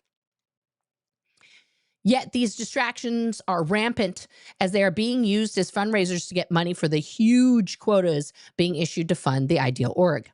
If the org slumps, don't engage in fundraising. This is an L. Ron Hubbard quote here. Or selling postcards or borrowing money. Just make more income with Scientology. It's a sign of a very poor management to seek extraordinary solutions for finance outside Scientology. It has always failed. For orgs and for PCs, solve it with Scientology. Every time I myself have sought to solve financial, personal, or other ways than Scientology, I have lost out. Yeah, he didn't make any money. So I can tell you from experience that org solvency lies in more Scientology, not patented combs or fundraising barbecues. Now, I want to propose this as a thing. David Miscavige could see that Ron was wrong on this, right? Because he never understood real estate. He never understood the Catholic power around the world is the fact that they own more real estate than anyone on planet Earth. Okay, they're not renting those churches. They own that shit. They own those fucking graveyards. They own all of that. That is assets. That is your flag planted everywhere around the globe in every fucking city. Okay? That's what David Miscavige wants. He wants Scientology to have the sun never set on it. Just like the British Empire. And this is why he's going to fail. Because just like the British Empire, he's greedy as fuck. Okay? Out Tech. I'm telling you guys, this is a long email. Okay? She is mad.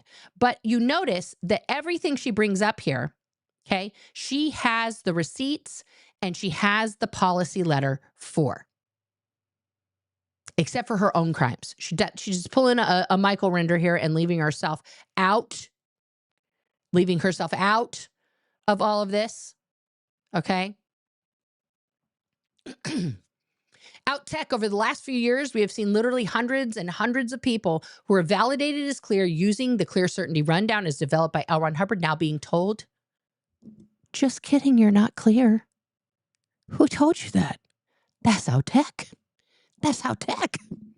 This includes hundreds of OTs who were then put on New Era Dianetics as a handling. So here's somebody who went OT8. They're at the top of the bridge. They're at the very top of Scientology.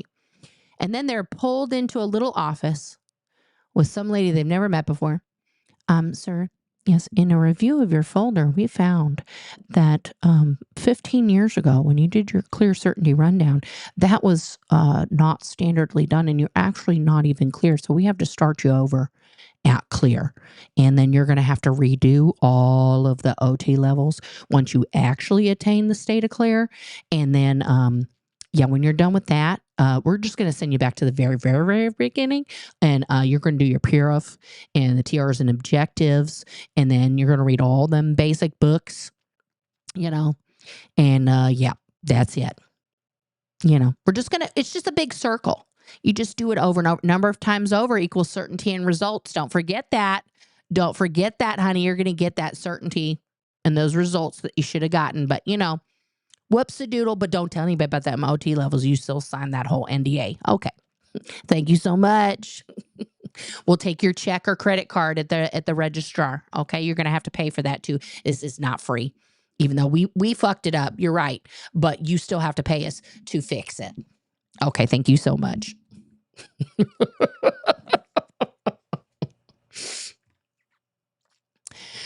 LRH clearly forbids any Dianetics to be run on OTs, and HCOB Dianetics forbidden on OTs. Like, it's literally the title of the bulletin. This is out tech. This entire technical handling was personally directed by David Miscavige, COB, chairman of the board, Religious Technology Center, and was done on thousands of OTs. But it was based not on an L. Ron Hubbard bulletin, but rather based on one single CS instruction where LRH CS'd one person one time who had not achieved the state of clear, but was mid OT3 and he was having a hard time. So one guy one time actually wasn't clear. And Ron was like, oh, well, you got to go back and do this, honey. That's why you're fucking up over here. He applied the out gradient solution, right? If you're in a gradient that's too high, you go back to where you were last doing well and fix that and then move forward. Okay. That's a solution for almost everything in Scientology. LRH directed a solo handling that pre-OT was to get himself to achieve the state of clear. That guy audited himself to clear. He didn't go back in session with somebody else. This LRHCS was taken out of context and was then used to implement a technical handling that was in direct violation of an LRHCOB. Okay, so David Miscavige is a squirrel. He's the biggest squirrel on planet Earth, y'all. If you are an under-the-radar Scientologist, please reread this with me. She is laying out for you step by step how David Miscavige has completely taken Scientology away from L. Ron's original intentions. Okay. If we're going to look at this from a Scientological viewpoint, and fucked everyone in the process while making billions of dollars. He is a criminal and he's not even really a Scientologist. This and other technical handlings done on solo knots, which is the OT5, OT7.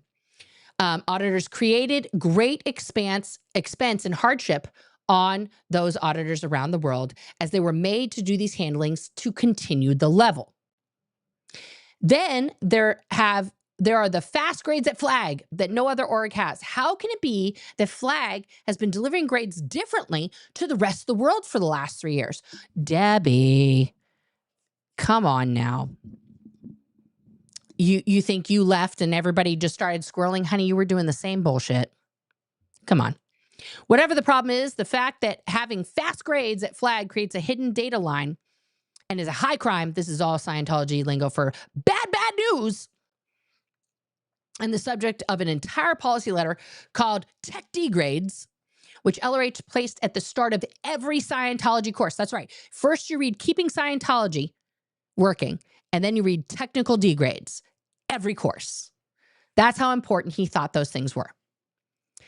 More recently, the fad seems to be that nearly everyone needs to redo their PRF and do a long objectives programs, and including many OTs mid-solo knots, mid-OT7. There is nothing wrong with doing objectives, but it's a clear violation of mixing rundowns and repairs. Yeah, you're not supposed to be on two things at once. If you're on something, you finish it, and then you do something else. To have a person mid a rundown or an OT level be taken off of it and placed on an objectives program. Solo knots auditors are also being made to get their objectives from a Class 9 auditor at great expense, as they are not being allowed to co-audit. So they have to pay for the premium package at Flag to get basic Scientology auditing that two students do on each other for free.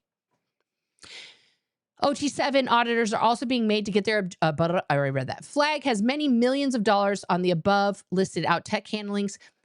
They've made many millions of dollars. Not to mention the spiritual effects of the out tech that this has on each OT. Yeah, this is a big deal for people who are devout Scientologists. I myself was subject to these out tech handlings, including extensive FPRD mid-solo knots. It took its toll in many ways, including physical situations I'm still dealing with today. So I have some really hard, the reality of the hardship caused. She's speaking of her fibromyalgia, which she is attributing at this time to not being flat on, getting rid of those body thetans. LRH command structure. LRH left us with a complex and balanced command structure with our orgs led by the Office of the Executive Director International. This office was considered so important that L. Ron created a special management group called the Watchdog Committee. Guess who was a member of the Watchdog Committee? Claire Headley, whose only purpose was to see that this office and the other needed layers of management existed. LRH Executive Directive 339R, this is the birthday game, speaks of this extensively as the protection for our church. But these people are missing, and not just some. As of just a few years ago, there were no members of the Office of the Executive Director International on post, not to mention top execs throughout the international management structure. Now she's going to get into the secrets of the hole where she was. Uh-oh, hot dog. She wasn't supposed to talk about fetch. You may have also wondered, where's Heber, the president of the church? I don't even know if he's still alive, to be honest. What happened to Ray Minoff, the senior case supervisor international, the one that L. Ron personally turned over the upper OT levels to? This is a man handpicked by L. Ron Hubbard that David Miscavige has erased from Scientology. No one currently doing Scientology knows who any of these people are because they have not been seen in well over a decade anywhere. How about Norman Starkey? He's dead now. What happened to Guillaume, Executive Director International, and Mark Yeager, the WDC Chairman? What happened to the other international management executives that you've seen at the events over the years? Like Mike Rinder. I mean, we all know where he was at this time. He was out. And Marty Rathman, out. The truth is that I spent weeks working in the empty international management building at INT. Empty because everyone had been removed from post. When I first went up lines, I was briefed extensively by David Miscavige about how bad all of them were and how they had done many things that were all very discreditable. He told them about the salami. This seemed to explain the fact that the entirety of Watchdog Committee no longer existed. The entirety of the executive strata, which consisted of Executive Director International and 11 other top international executives, that were the top executives in their particular fields no longer existed. Also, guys, these are the people who are signatories on these entities. Yet they're being held hostage by David Miscavige. He has them in a hostage situation. He's literally holding them captive. This is against the law, FBI. Why have you not gone to free people that are being held against their will in slum conditions? Because you're afraid of another Waco? Then fucking take David Miscavige into custody and perp walk him in there and tell him to tell everybody to stand the fuck down and get those people out and have hundreds of deprogrammers on hand to help them, for Christ's sake. That the Commodore's Messenger Org International, which was the org that was a representation, a living representation of L. Ron Hubbard, no longer existed. All of these key command structures of Scientology International, that's because his brother, Ronnie Miscavige, who was the head of the Commodore's Messenger Org, fucking left. Debbie, you knew he left. They couldn't keep that org around with Ronnie Miscavige running around. Come on. All of these key command structures of Scientology International put out there by L. Ron Hubbard had been removed. What was your first clue you were in the dark place, Debbie? There were hundreds and hundreds of unanswered letters and requests for help from org staff written based on LRHED 339R, where LRH says the staff can write to these top executives in the exec strata for help. You can write to them anytime. But this is not possible if all these execs have been removed and no one is there to help them or get evaluations and programming done to expand Scientology. After that, I got to spend some quality time with Heber, Ray Midoff, Norman Starkey, Guillaume, as well as the entirety of international management at the time, who were all off post and doing very long, harsh ethics programs. These have gone on for years, and the only result is that they're still off post. There's no denying that these top executives have all gradually disappeared from the scene. You don't see them at big events anymore or on the ship at the maiden voyage. No, you only see one person, David Miscavige. He got tired of sharing the spotlight with idiots, so he got rid of them. He was tired of how much people loved Heber, but they didn't love him. They loved Guillaume. And his François said, you could never understand. I'm Guillaume Lucevre. Blah, blah, blah. He had like the heaviest French accent, guys. You could never, we needed subtitles every time he spoke. He didn't want people to love Ray Midoff, who is the senior CS International, who was the only person standing between David Miscavige and the complete destruction and alteration of Scientology tech. So he moved him out of the way. Okay. David Miscavige has now become the leader of the Scientology religion, yet what LRH left behind was a huge structure to properly manage all aspects of the Scientology religion. He put a complete and brilliant, I beg to differ, organizational structure there, not one individual.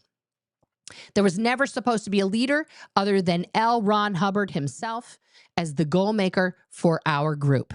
Even in his death, he wasn't supposed to be replaced in that role.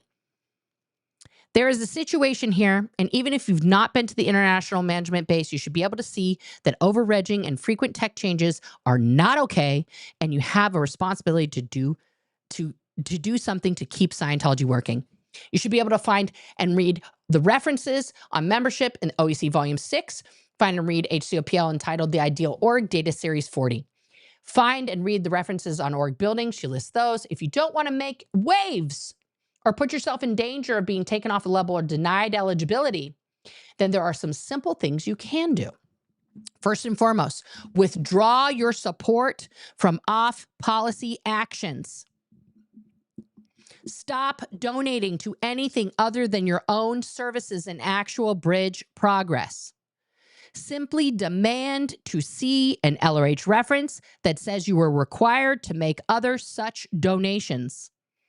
No one will be able to produce any references because there aren't any.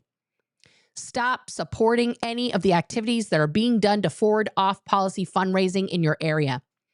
LRH says what he expects of a Scientologist, and that is what he expects you to do. In fact, he put it in HCLB 10 June 1960, issue 1, Keeping Scientology Working, series 33. What we expect of a Scientologist. Like, L. Ron was very direct with these things, guys. Read it and follow it. The other thing you can do is send this email to as many others as you can, even if you do it anonymously. Please keep this email among us, the Scientologists. The media have no place in this. You may wonder why I've not written a KR and gone about my business. The answer is I have, but there is no longer anyone to send that KR to. That's a knowledge report. But you can and should write reports and bring off policy to the attention of local org executives and Sea Org members. We are a strong and powerful group, and we can affect change. We have weathered many storms. I'm sorry that I'm the only one telling you, but a new storm is upon us. Its waves are already in the media and the world around us. The truth is that as a Scientologist, you are more able, more perceptive, and have a higher integrity. She was trying to get Scientologists to fix Scientology so Leah didn't happen. Let's be honest. What happened? What happened immediately after this? Leah. The truth is, as a Scientologist, you are more able, more perceptive, and have a higher integrity. This is what Scientologists really believe, guys. You want to know what Scientologists believe about themselves? Read this fucking thing. Scientology is supposed to allow you to think for yourself and never compromise your own integrity. And most certainly, LRH held every Scientologist responsible to keep Scientology working.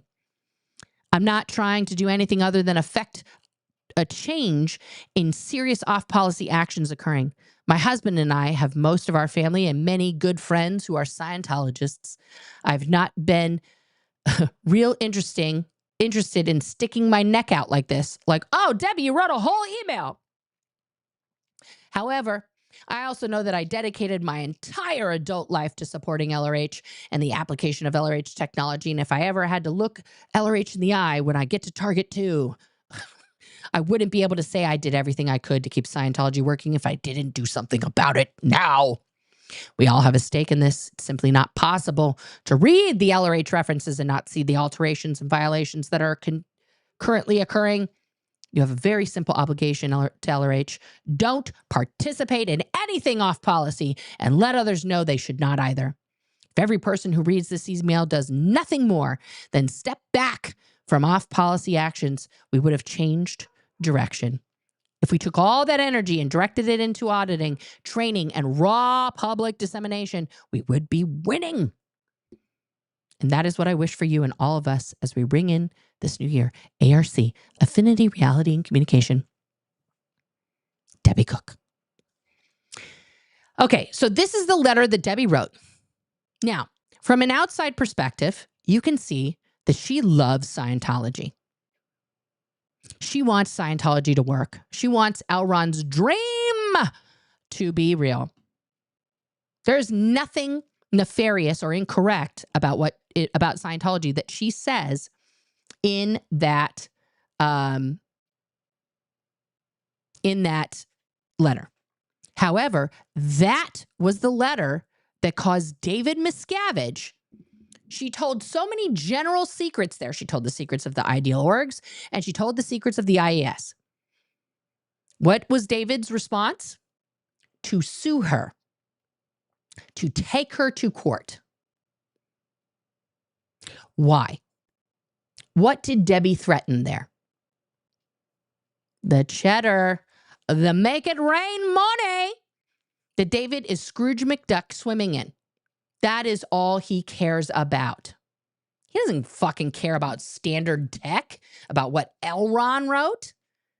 He saw that man slowly degrade into an insane person. He knows Scientology doesn't work. That's why he doesn't do any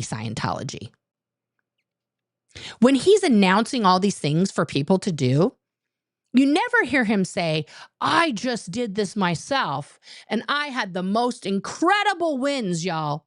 Let me tell you about what happened to me doing this thing that you now have to do. Never once has David Miscavige talked about his personal belief in, use of, or wins from Scientology. He knows it doesn't work. And he keeps himself in that position so he doesn't end up like L. Ron Hubbard, completely insane, thinking there are tiny people living all over his skin. The leader of Scientology does not believe in Scientology. David Miscavige is a fraud. He believes in M-O-N-E-Y. Okay? And he employs, David Miscavige, employs all of the dirty tricks that he can. The little workbook that Michael left behind. Okay? OSA is still operative. That is the only piece of international management that is still alive and well today. The government raiding Scientology in 1980 couldn't shut down the Guardian's office. They just transformed like a fucking transformer into the Office of Special Affairs. Okay?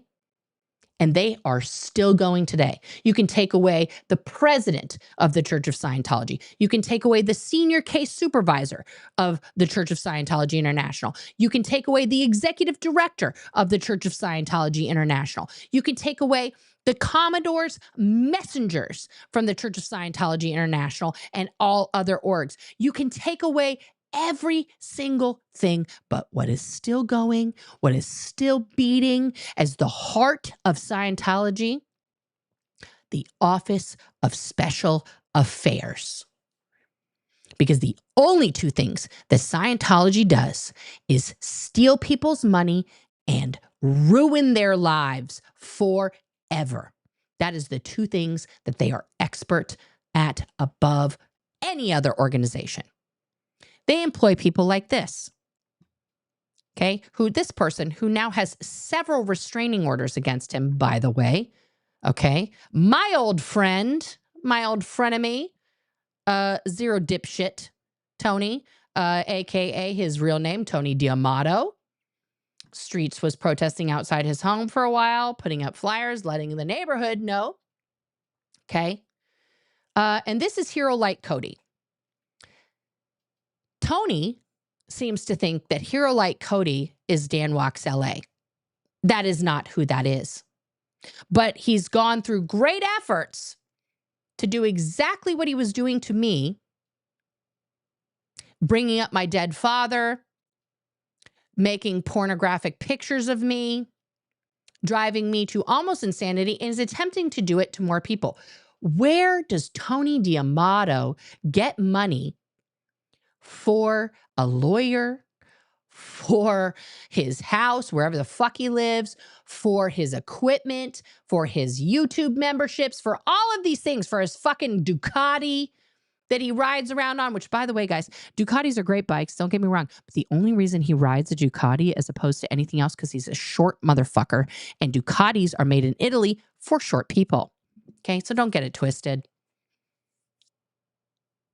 He's probably defaulted on that loan to whoever he bought the Ducati from, and they just can't find him because he's using his dad's identity. My theory on Tony D'Amato is that he's a junior and that he's been using his dad's social and identity to like get loans and other things, his dad who's passed.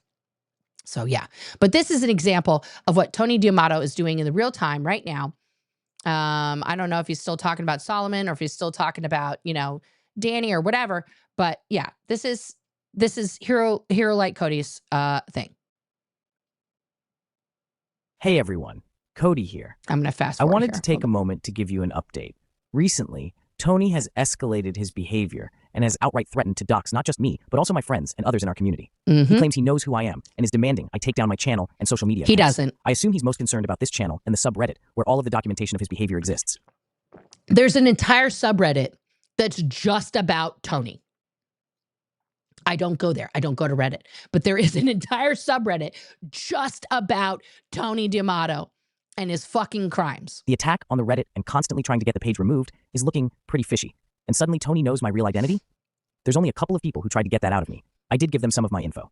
I Now, never before I asked get into him who this, he is. I've never interacted with If you're Hero watching Light and haven't Cody. subscribed yet, please do. But I do like Half his of our content. viewers aren't subscribed, and your support means everything to me and all of us who are putting in time and effort. The moral support keeps us going.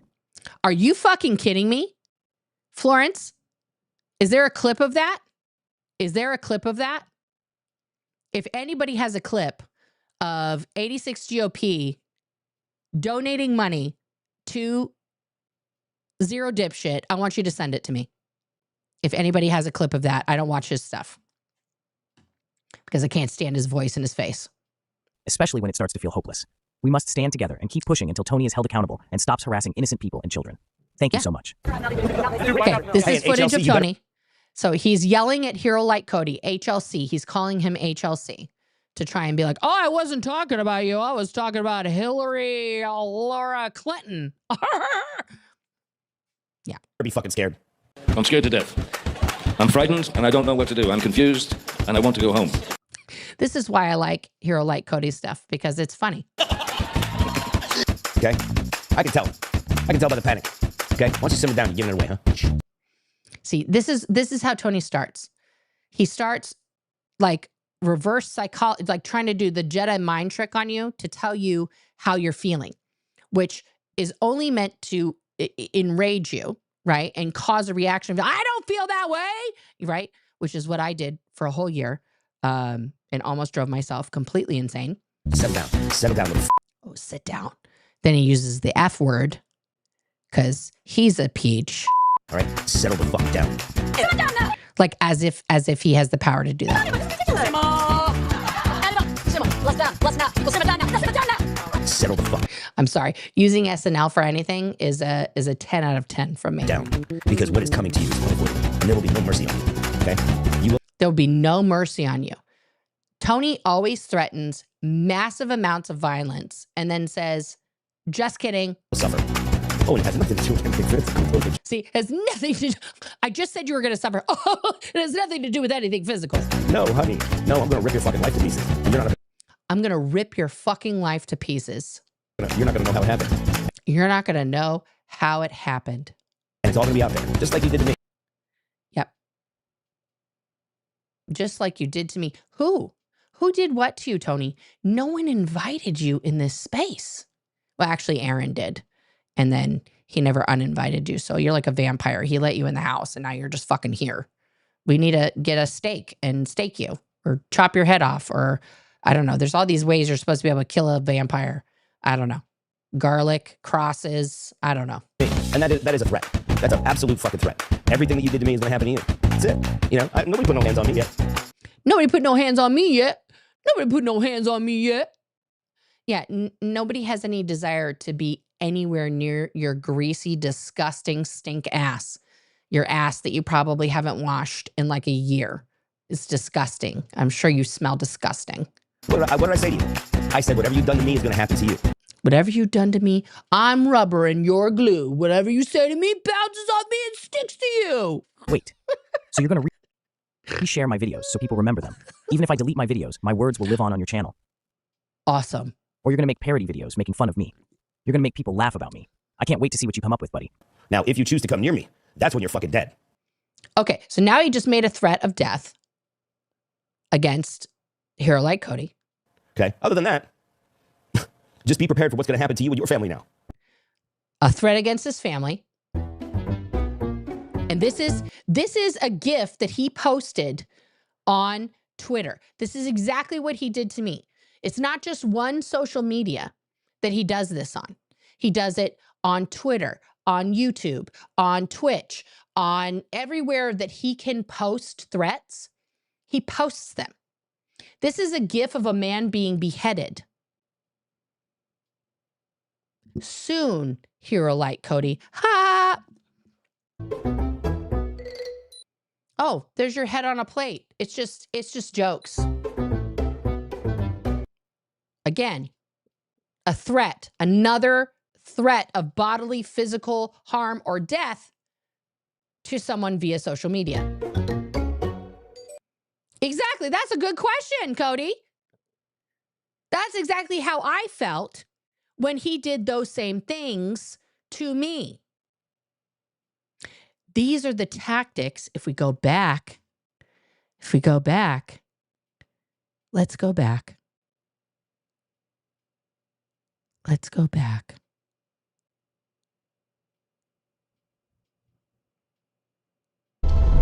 Scientology has done its best to intimidate. Oh no, we have to go earlier. I forgot that face comes up more than once. Here we go. Were the eradication of attackers. Eradication of attackers. Through payoff. Through payoff. Through legal cases. Through legal cases. Through intimidation. Through intimidation. Whatever means necessary to accomplish that end remains the modus operandi of the Office of Special Affairs of Scientology to this day.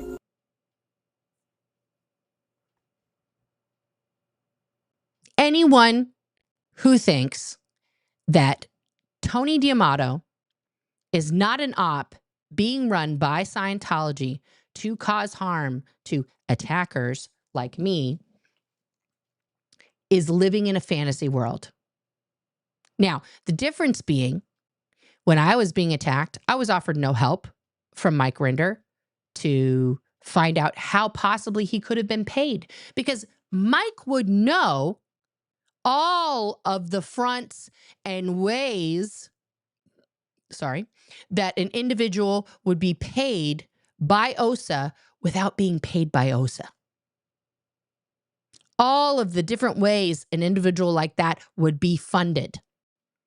All of the bank accounts. So in this article, Mike did one thing, okay? He released one piece, safe, by the way, safe piece of the information that he's sitting on.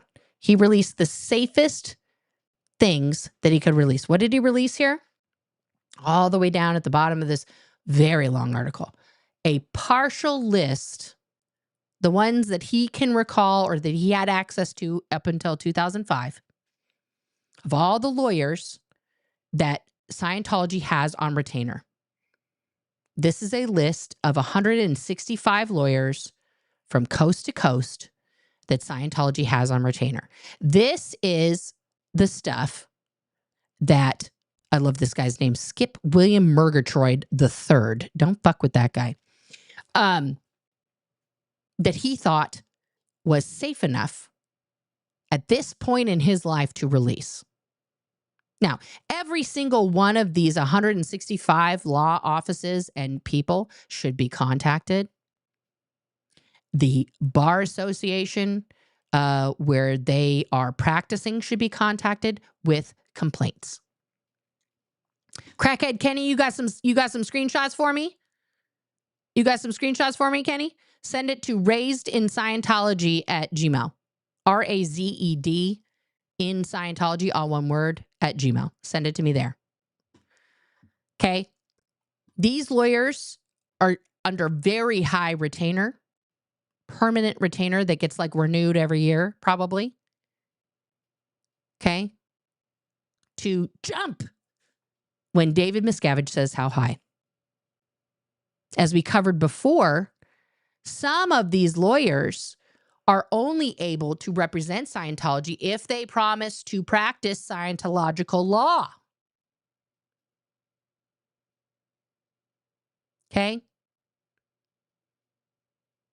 Don't get it twisted. This all goes back to Mike Rinder's lack of releasing the Kraken on Scientology since 2005. 19 years of ineffectual action, except for benefiting yourself, Michael, from the trauma that you partially caused in some of these people. You capitalized on that, you monetized their trauma, and you got a fucking award for it. And what did all those people get in return? Did they get justice? Is David Miscavige behind bars? Do they have all the information so they can start their healing? Or did you just fucking exploit them for your own personal profit. Debbie Cook tried to tell Scientologists back in 2011, y'all, that Scientology was no longer Scientology. And that made her sad panda. Now, she got paid an undisclosed millions of dollars to never speak a word again. And all of her crimes that she did for those 17 years as the captain of the flag service organization will go unsolved. Meanwhile, the perpetrator's right there. That's not justice. That's not fairness. Every single survivor of Scientology is owed retribution. We are owed it. And Michael, you're one of those people we're owed it from. And so are you, Amy. So are you, Matt. So are you, Claire. You don't get to hide behind a little foundation that you started so you can feel better about yourself for helping people you never interacted with who are newly leaving Scientology. That doesn't make up the damage. It's time to tell all of the truths, every single one of them. I'm going to check my email. You said you sent it? Thank you, Kenny. Let me pull up my emails here. Crackhead Kenny, there we go. Okay, so this is from his Rumble.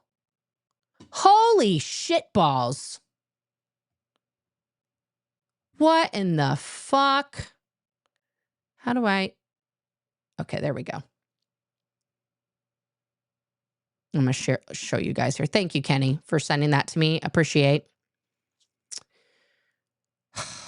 There's Tony. There's the little man himself trying to say some bullshit about streets. He had 313 people watching him on this Rumble, and 86 GOP sent him $100. Get them, Tony. It would be fun to see these peasants genuflecting and begging for mercy. I don't know if that's the real 86 GOP, if that's a sock account that somebody's created, but it looks like it's verified that he's a member or something. He's got like a little whale by his name. I'm sure it is the real 86. That is fucking disgusting.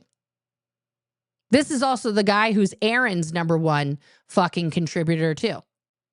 He likes to buy whoever's going to, you know, swoon the way he wants to swoon. Right? He thought that that was going to be, you know, DOA, and he gave him money a bunch of times. And look what happened to DOA. DOA, like, poor Scotty, like, fucking lost his shit. Right? I mean, he went a little cuckoo. You guys remember? He thought everybody was a Russian spy, including his girlfriend. He had to make up for that shit. Right? And he's doing better now. His protesting's been better. You know, how do we know it's the real 86? I'm going to say that's a verified thing right there. This little dealy bob. I'm going to say that's a verified thing right there. You want me to ask him? Does anybody have a way to reach 86 COP? I will be happy to email him this screenshot and ask for clarification. I don't speak to Aaron Smith-Levin, so if y'all want to screenshot my screen here, okay, please screenshot that and ask Aaron about that. Ask him if this is his homie funding the #1 OSA operative for all of... Hi, Sister Bride Zoe. For all of OSA.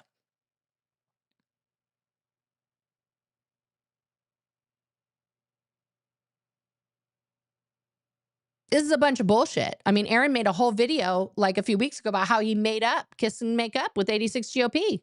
And they're friends again. Saw him in Clearwater. They're friends.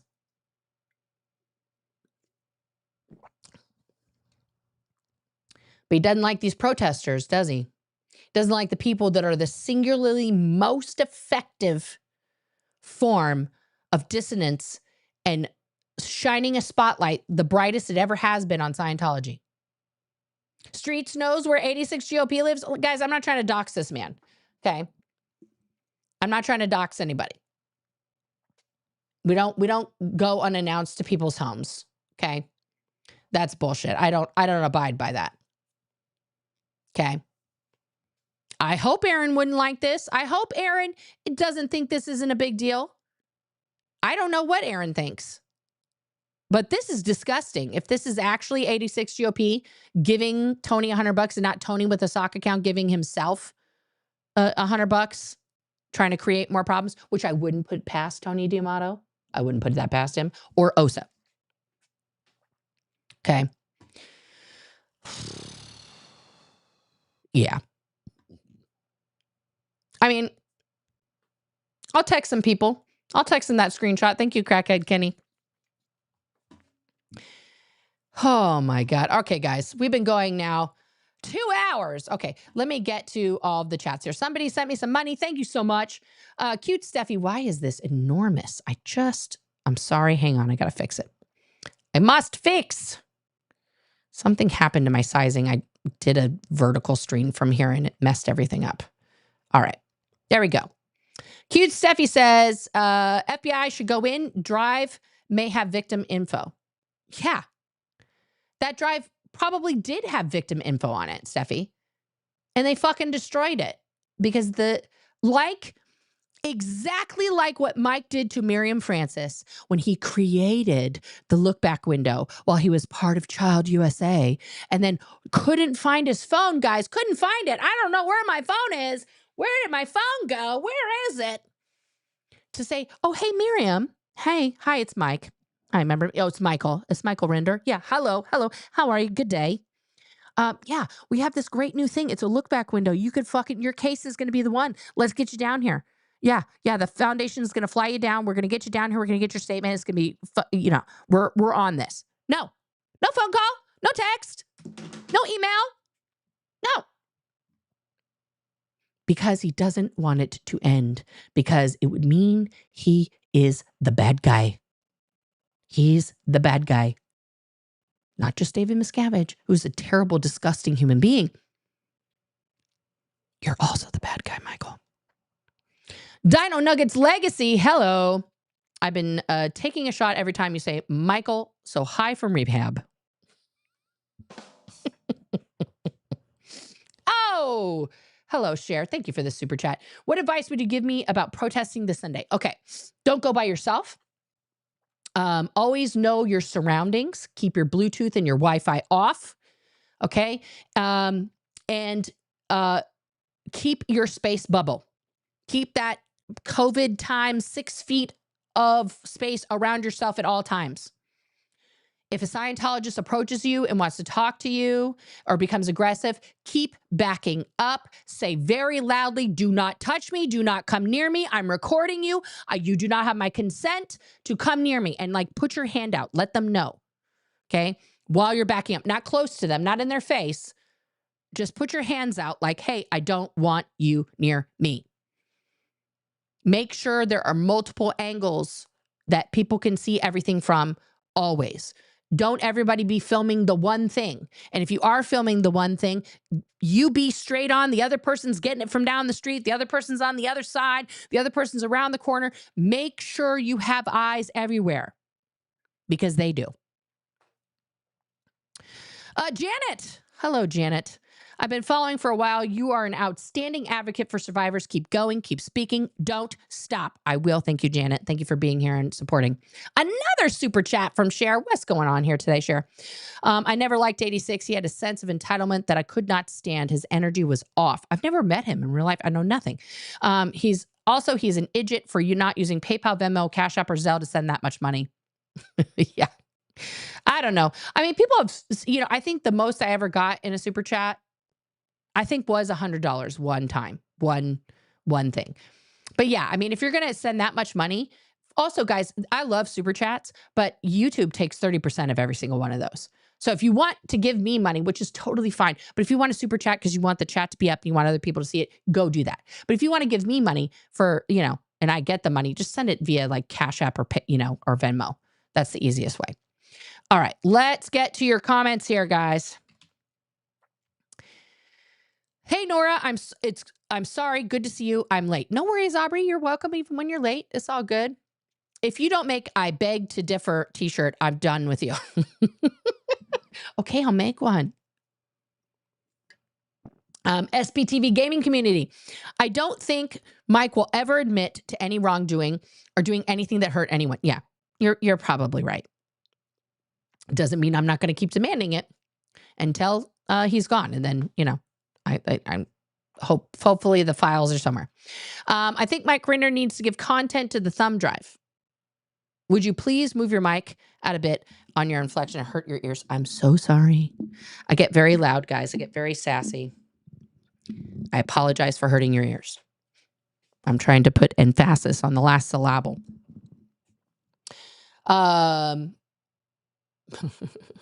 Everybody loves you, Dino. Emily Owen says the denial is heavy with Mike Rinder, but what about his wife? You mean Christy?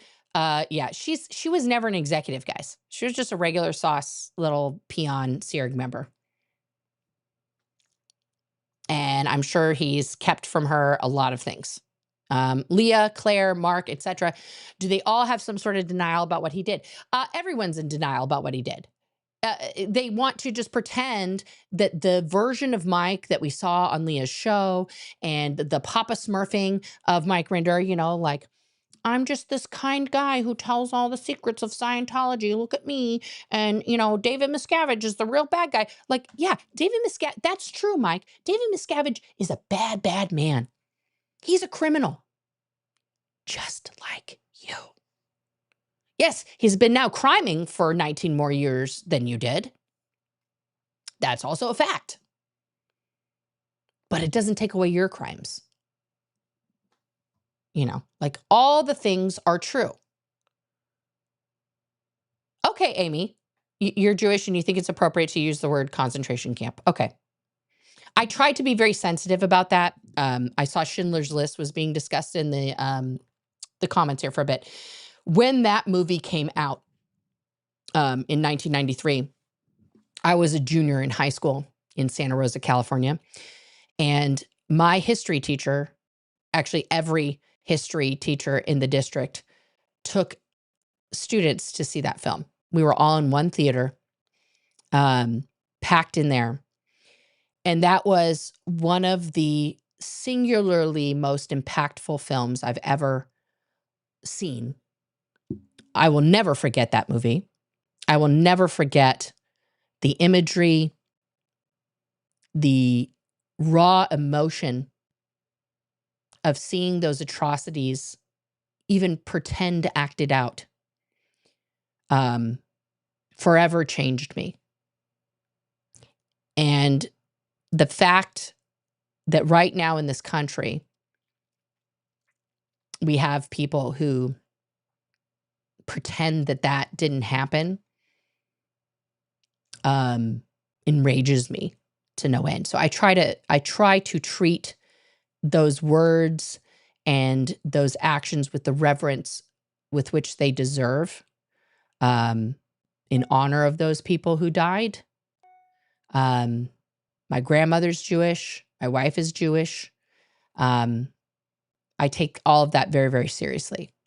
So, yeah. Yes, this is all true. This is what I went through. Starved, intimidated, sleep deprived, exposed to radiation, asbestos, horrifying and criminal. Yes. RPF is just to get the people back thinking the right way. And snap and pop. Snap and pop. Mm-hmm. Yep. If you're the worst of the worst, then I'll be the worst too. Oh, thank you, Caroline. Thank you. Dark eyes like a doll's eyes. Yeah. Yeah. Mike seems incapable of saying the word I. Correct, Ray. I've never heard anyone so competent of speaking avoid I statements. It's telling to his avoidant approach of his own actions in Scientology. Disgusting. Also, he was trained within an inch of his life to never say we or I. To never assign Scientology with any negative connotation or himself. You never implicate yourself in the crimes you're criming. Me too, SP from afar. I'm praying he's done videos and leaves documents after his passing to expose everything. Me too. Me too.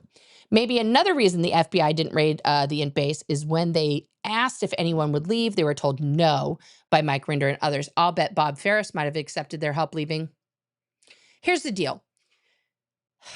Will a lot of people, if like, let's say they ran into Celebrity Center International right now, okay? This is the only way you could successfully raid any Scientology compound, okay? Number one, you have to do this with like at least 1,000, if not more, agents at once, okay?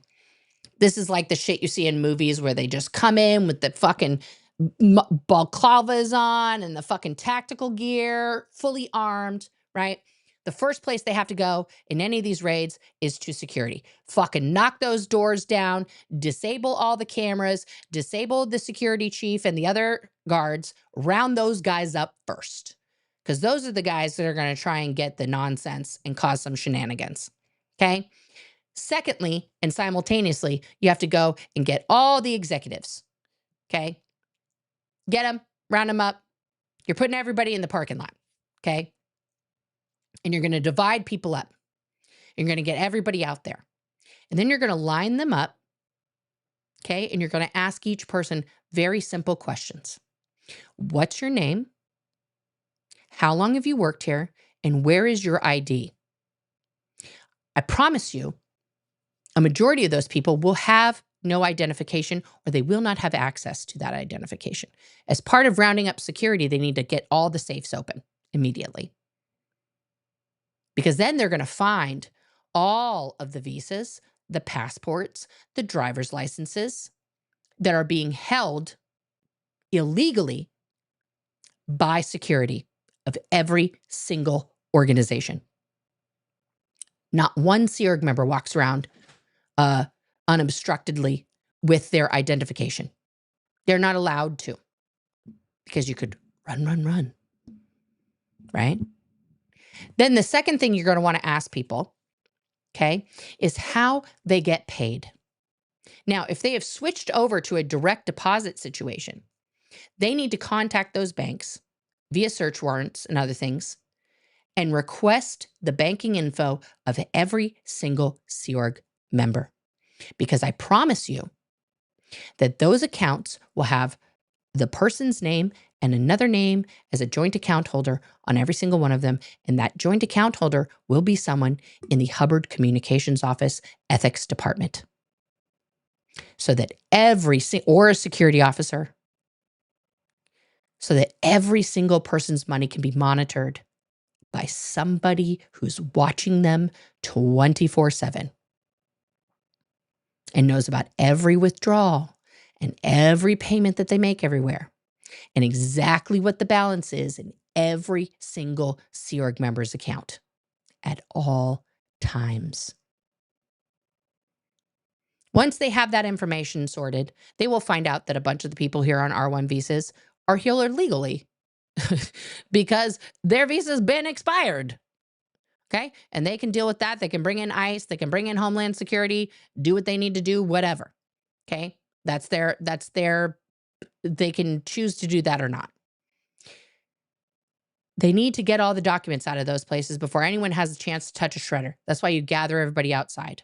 Have them sit down quietly. Okay? But this has to be done simultaneously on every single Scientology location and front group nationwide. Just like they did Diddy, they got both his houses at once. Okay? They have to do that in 1,000 or so locations simultaneously. It's not my problem that they let Scientology get so big. I didn't do that. That's the solution for a raid. Because then, once people start to realize, and they're being questioned individually, that they're free to go. This building is closed. They are not, under any obligation to stay here. And in fact, we're going to put you up in this hotel over here. so you can get some sleep and we're going to give you some food, people will start to realize they are free. Now, there will be a few staunch members, this is preposterous, you know, and try to cry religion and all this other bullshit. But a lot of people will get up and walk out of there, and they're going to find elderly people in horrific conditions that they're going to need medical attention. So they're going to need, you know, ambulances and other medical professionals right there. They're going to find children who are unattended. Even now, they're going to find children who are employed in these places and ask a lot of questions about that and find out that these kids are married to someone, and technically, legally an adult, and are working 80 hours a week. All of these things can be laid bare, but it must be done simultaneously around this country all at once. Just like you guys did Diddy, that's how you do Scientology. And you go and you get all the folders, you go and get all of the personnel records, you go and get all of the ethics files, and you hire somebody like Dr. Burgess to go through that and categorize it and give you the info. And if you guys don't know who I'm talking about, and you guys haven't seen Mastermind, Think Like a Killer on Hulu, this is a documentary about Dr. Burgess. I'm going to pull this up here because this woman is my hero right now. She was the first woman ever at the FBI, ever. And because of her pioneering and how she figured out how serial killers thought, that's why we have an FBI profile division, because of this woman. Additionally, because she's originally a professor of nursing at Boston College, she's also herself a registered nurse. She got into nursing because she wanted to find out why people, you know, what made them tick. And that's part of the healing process. She testified in the Menendez brothers' first case. She testified for the defense, not for the prosecution, which got her a lot of shit in the FBI. She was ostracized because they were like, we don't testify for the defense. We only testify for the prosecution. And she said, no, in this case, I'm testifying for the defense. And she gave information in the 1990s that trauma reconfigures the gray matter of our brain. That testimony was so powerful that the first Menendez trial ended up in a mistrial. Then they immediately retried them and wouldn't allow her to testify and would not allow any evidence about sexual abuse in their second trial. And they went to jail and now they're free. Just imagine if she hadn't put forth that information. Right after that, men started coming forward talking about how they were a victim of rape. Without her and her pioneering, we would not have had the Boy Scouts of America be discovered, the Catholic Church go down. Without her in the 1970s doing what she did, writing about rape, writing about how that affects women, the women's movement would not have happened. Okay? People started talking about it. Television shows, entire Law and Order SVU is born because of the psychology that she put forth, that she pioneered. This is how powerful one singular person can be in affecting justice for millions of people. This is why I'm talking to you, Mike, because you are that one singular person who can affect justice for tens of thousands of Scientology trauma survivors. You too, Marty Rathman. You too, Debbie Cook. Claire, Amy, Matt, Hansley Stolly. You guys know. You know where the bodies are. You need to start saying it.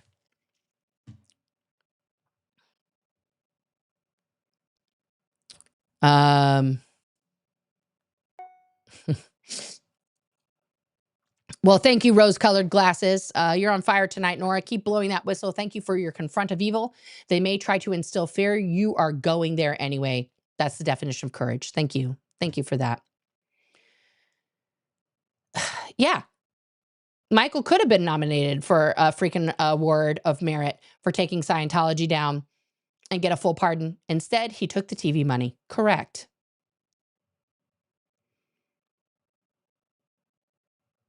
Yeah, why did Amy hide that video where Matt talks about the slush fund?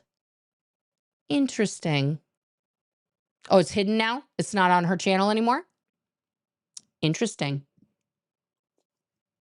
I think I downloaded that one. So hopefully I did. I'll check my downloads. Thank you. Thank you, cute Steffi. She probably didn't list any crimes in this email because she was still mentally in and didn't see what she did as being crimes. Wonder if she would think differently now. Well, she's riding high on her fucking Scientology hush money, so I don't know what she thinks other than I got paid. You know, she probably still fucking loves Scientology. Maybe she's doing Avatar now. I don't know.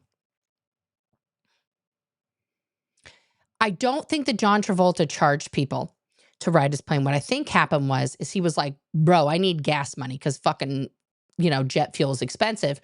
And so the IAS was like, oh, we got you, boo. We got you. And then the IAS, instead of just like, you know, they gave him the money, but then they had to get that money back because you can never just give money to something. So they told the people on the plane that they had to pay. It's never like John Travolta, trust me, would not have told these people like, listen, bitch, you better give me fucking $85 for this ticket right the fuck now. I'm not taking off. Like, he would not do that. No, that's not in his nature. How are the ethics in on when they blatantly are against LRH? They're not. David Miscavige is the biggest squirrel on planet Earth, Scientologists. He is not a Scientologist. He does not believe in Scientology. He believes in himself. The under-the-radar Scientologist will be silently saying, I'm thankful for Nora at dinner. This is a gift. Oh, well, thank you, Tazzy. Question and a comment from Professor Kakan. Class 9s have to run objectives. It's bad enough to have them run on yourself. Having to run thousands of hours as an auditor must drive them absolutely batshit crazy. Yeah, can you imagine if you spent thousands of hours of training to get all the way to be a class 9 where you're supposed to be delivering OT shit and the L's, and now you're delivering the bottom of the bridge? Talk about a tech degrade, man. Like that, those guys, their pride is gone. They have none. They should have, when they saw that, they should have been like, tearing this shit up. This is bullshit. And then just fucking gone about their day. But they didn't do it. That's what happens when you're in a cult. You follow command intention to your death. I don't have the transform sound effect, or I would do it, Abraham. I would do it. Oh, Sister Bright Zoe is live streaming Tiny Dancer. Oh, that's fun. I'll have to find that.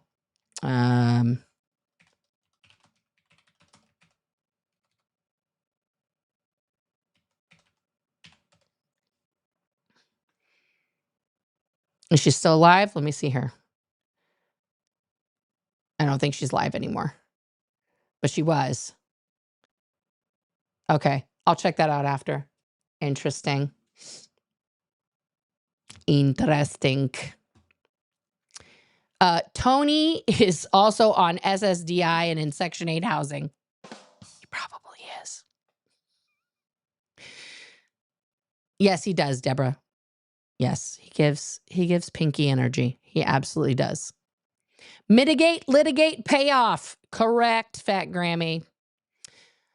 I believed ZDT was working independently at first. Just another loser from the sector of internet that likes to pick on channels for clicks, but failed miserably, so decided to work with COS. I think so. Yeah.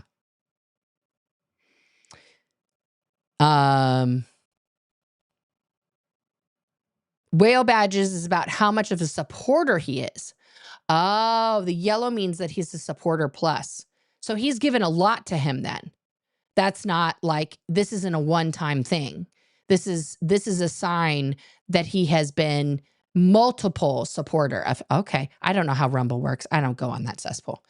Mike ain't no fool. I'm sure he deleted anything incriminating to him, right, from that thumb drive, because you ain't gonna tell me nothing from the prior 20 years of his leadership wasn't there. Yeah, right? Right? Yeah. Forgot to check in, Professor Nora. Please don't send me to ethics. No, of course not. Of course not, Professor Kakan. I would never. Let's go to questions. That's annoying.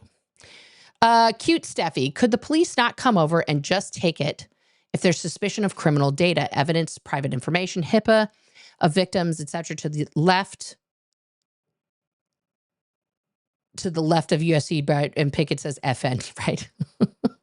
I don't know. The problem is, guys, is that Scientology is classified as a religion. Okay. So these crimes, they can't even really be charged with because they're a religion. So all of this is overlooked. It's all religious practice, right? This is where it gets really questionable. I didn't have any pecan pie. My mom made a pecan pie, but she's in California, Vernon. I did not go to there.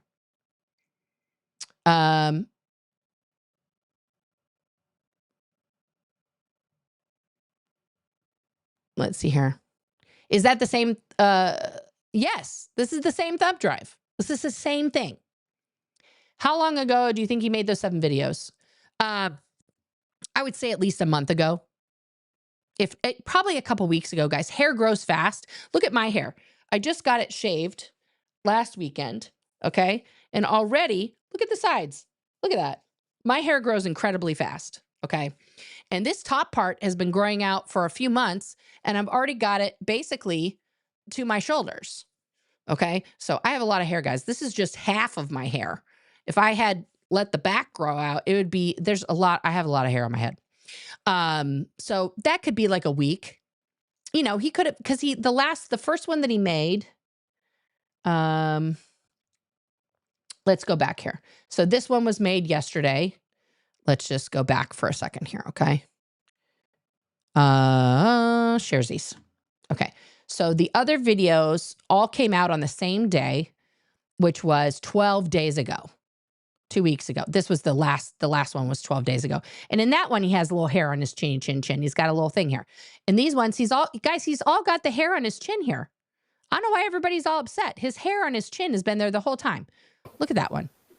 Hello, everyone. He just didn't have the hair on his head, but he had a little beard here, you know, and then the hair on his head started growing back. So, you know, 12 days is enough time for some fuzz to grow on your head, guys, for sure. It's not like a trick of the camera. Okay. This is not a trick of the camera. Look at him here. Okay. And where did I go? There's Sister Bright. Cody, I'm not subscribed. Hello, let me subscribe. No, I am subscribed. What am I talking about? If you guys aren't subscribed, Sister Bright, Zoe, subscribe there. Let's go back. At the base of the pyramid. Let's just show Mike here. Where's Michael? Okay. Not that Michael. Where's Papa Smurf Michael? Okay, so as you guys can see here, this is a few years old. Okay. And then, you know, this is Michael now. He's not looking good. I've never debated whether or not he has cancer. Okay. He's dying of cancer. He made that as part of his announcement that he was, you know, he'd been doing chemo, not getting the results, and now he's trying alternative methods to try and survive this cancer. This is a man who's clearly struggling with his health. I'm not debating that. Okay? Because this is not the same man as right here. Right? You guys can all see the difference.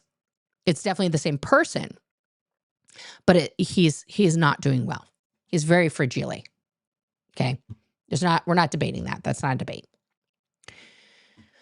Oh, what exactly is the hole? The hole is a double wide trailer with the windows boarded up and bars on the outside of that, where the senior executives were housed and probably still are housed, the ones that are remaining there, as punishment and to hide them away from everyone else and to not allow them to leave Scientology so that they cannot do what Mike Rinder has done, which is tell teeny tiny things about what David Miscavige did to him and, you know, a few other people that escaped. But it's so they don't ever escape, so that they die there. Yeah. I don't know if Mike Rinder's still being fair gamed, if he and his wife are being fair gamed. I really hope not. I mean, literally, the man's dying. There's no point in fair gaming him anymore. And you guys should just leave Christy the fuck alone. Like, she did nothing, honestly, in terms of crimes. While a Sea Org member, while a child of the Sea Org, she's a second gen kid, just like me, who got conned into joining the Sea Org as a young lady. Yeah. Are there actual bodies buried? You'd have to ask Mike. When he's gone, who else has the knowledge? Who were the second in command people? So you had Marty Rathbun, right? Who's also like not saying jack shit about Scientology now because he got paid. You have Claire, who was very high ranking, at one point was on the Watchdog Committee under David Miscavige. She knows a lot of shit. Matt Pesch clearly knows where all the money fucking is and shit. I'm trying to think of who else. All those senior executives that are locked up, they know a lot of shit, right? This is why it would be important, especially to raid the international base. Even if David Miscavige isn't there, which he probably isn't because it's gross and it's the desert, who wants to fucking live there? Those people need to be rescued. They need proper health and medical care. Like, it's time to help them out. Do I think that Christy has a copy of the thumb drive? I don't think she knew it existed. I think Mike has a severe separation of church and state when it comes to her. Because he wants her to like him. He wants her to love him. He doesn't want her to know all the evil things he did. No way. Chrissy is free to put out whatever she wants. I hope she does. If she does have that info. I'm assuming she does not. And she never knew anything about it. I mean, Mike didn't even tell Leah, his business partner, about it. Jeff said he had the OSIS files and was going to release some of them. It should be, according to everything that I've heard. Here's a thought. Mark, Claire, Amy, Matt, not speaking out like they should because Mike Rinder has told them not to, still controlling them even out of the cult. Oh, 100%. 100%. Question and yes, we did that one. Scientology's books and publications were in public libraries or schools. Do you think they would be banned? Mostly they get donated to a lot of libraries and the librarians throw them away because they know it's fucking bullshit. So thank you to the librarians of America from keeping kids safe from this cult. You're going to ask me a dumb question? I'm ready. Did I have a nice Thanksgiving? Yes, I did. I had actually a fabulous Thanksgiving with my wife and our friends and my kids. It was, yeah, it was fucking brilliant. It was great. Great food. Oh my God, guys. My wife found a recipe on Instagram for like an elevated green bean casserole. Okay. So you get like fresh green beans, obviously, and you blanch them. And then you layer your green bean casserole. Okay. You do one layer that is the green beans. And then you make this unbelievably good, like your own mushroom gravy. Okay. Which I zhuzhed up a little bit when I was caramelizing the mushrooms. But you put that mushroom gravy down. Then you put caramelized onions. Okay. And then you put some Gruyere and Parmesan. And then you do that all again. And then on top of the Gruyere and Parmesan on the top, you put crushed croutons that have been sauteed in butter on the top. And then you bake that motherfucker. Oh, it's so good. That was, I mean, that's like, you know, as my mother-in-law said, like a heart attack on a plate. It's okay one night a year to have a little bit of that. It was so good. So good. Are there weapons at Scientology locations? Yes. security has access to those. They have guns there. What was totally a legit question? I don't know what you're talking about, Johnny.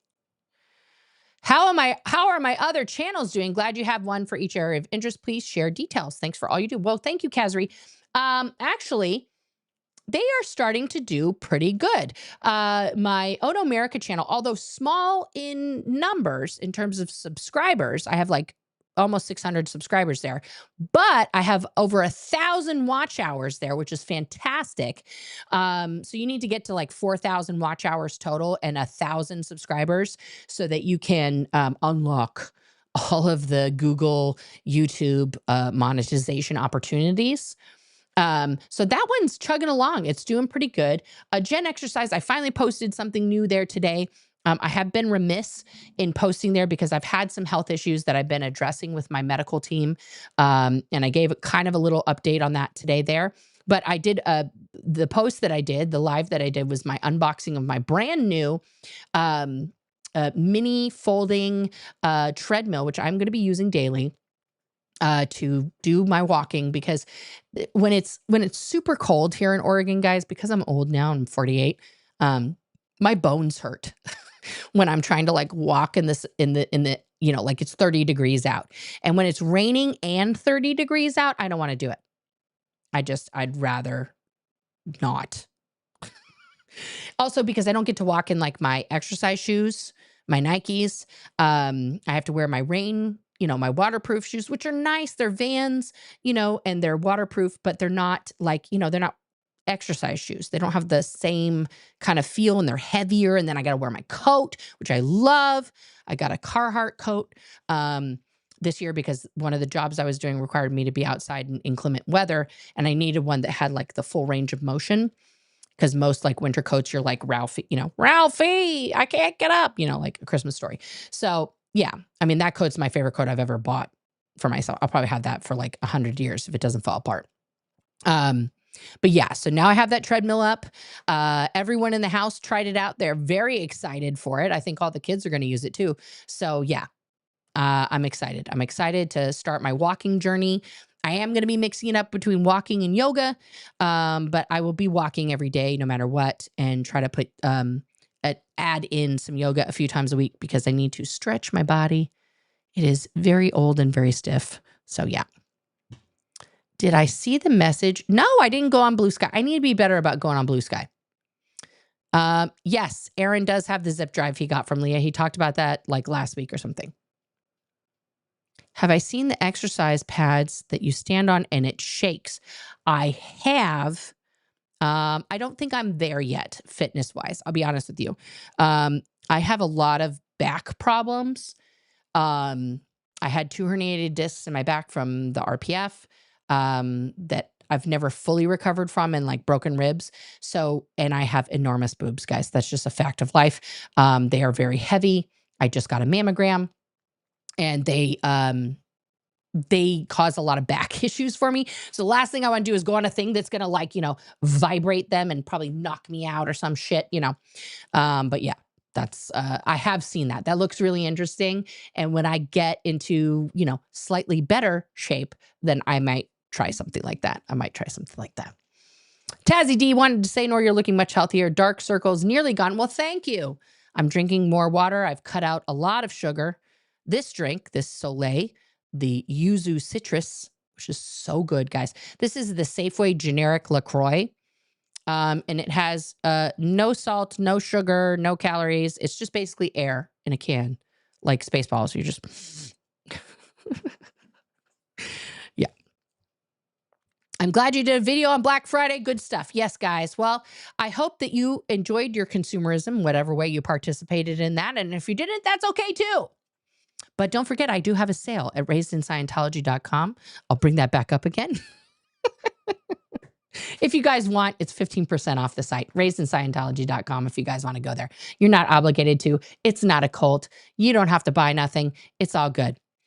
All right, guys. Thank you so, so much for tuning into this, okay? The main point here, all right?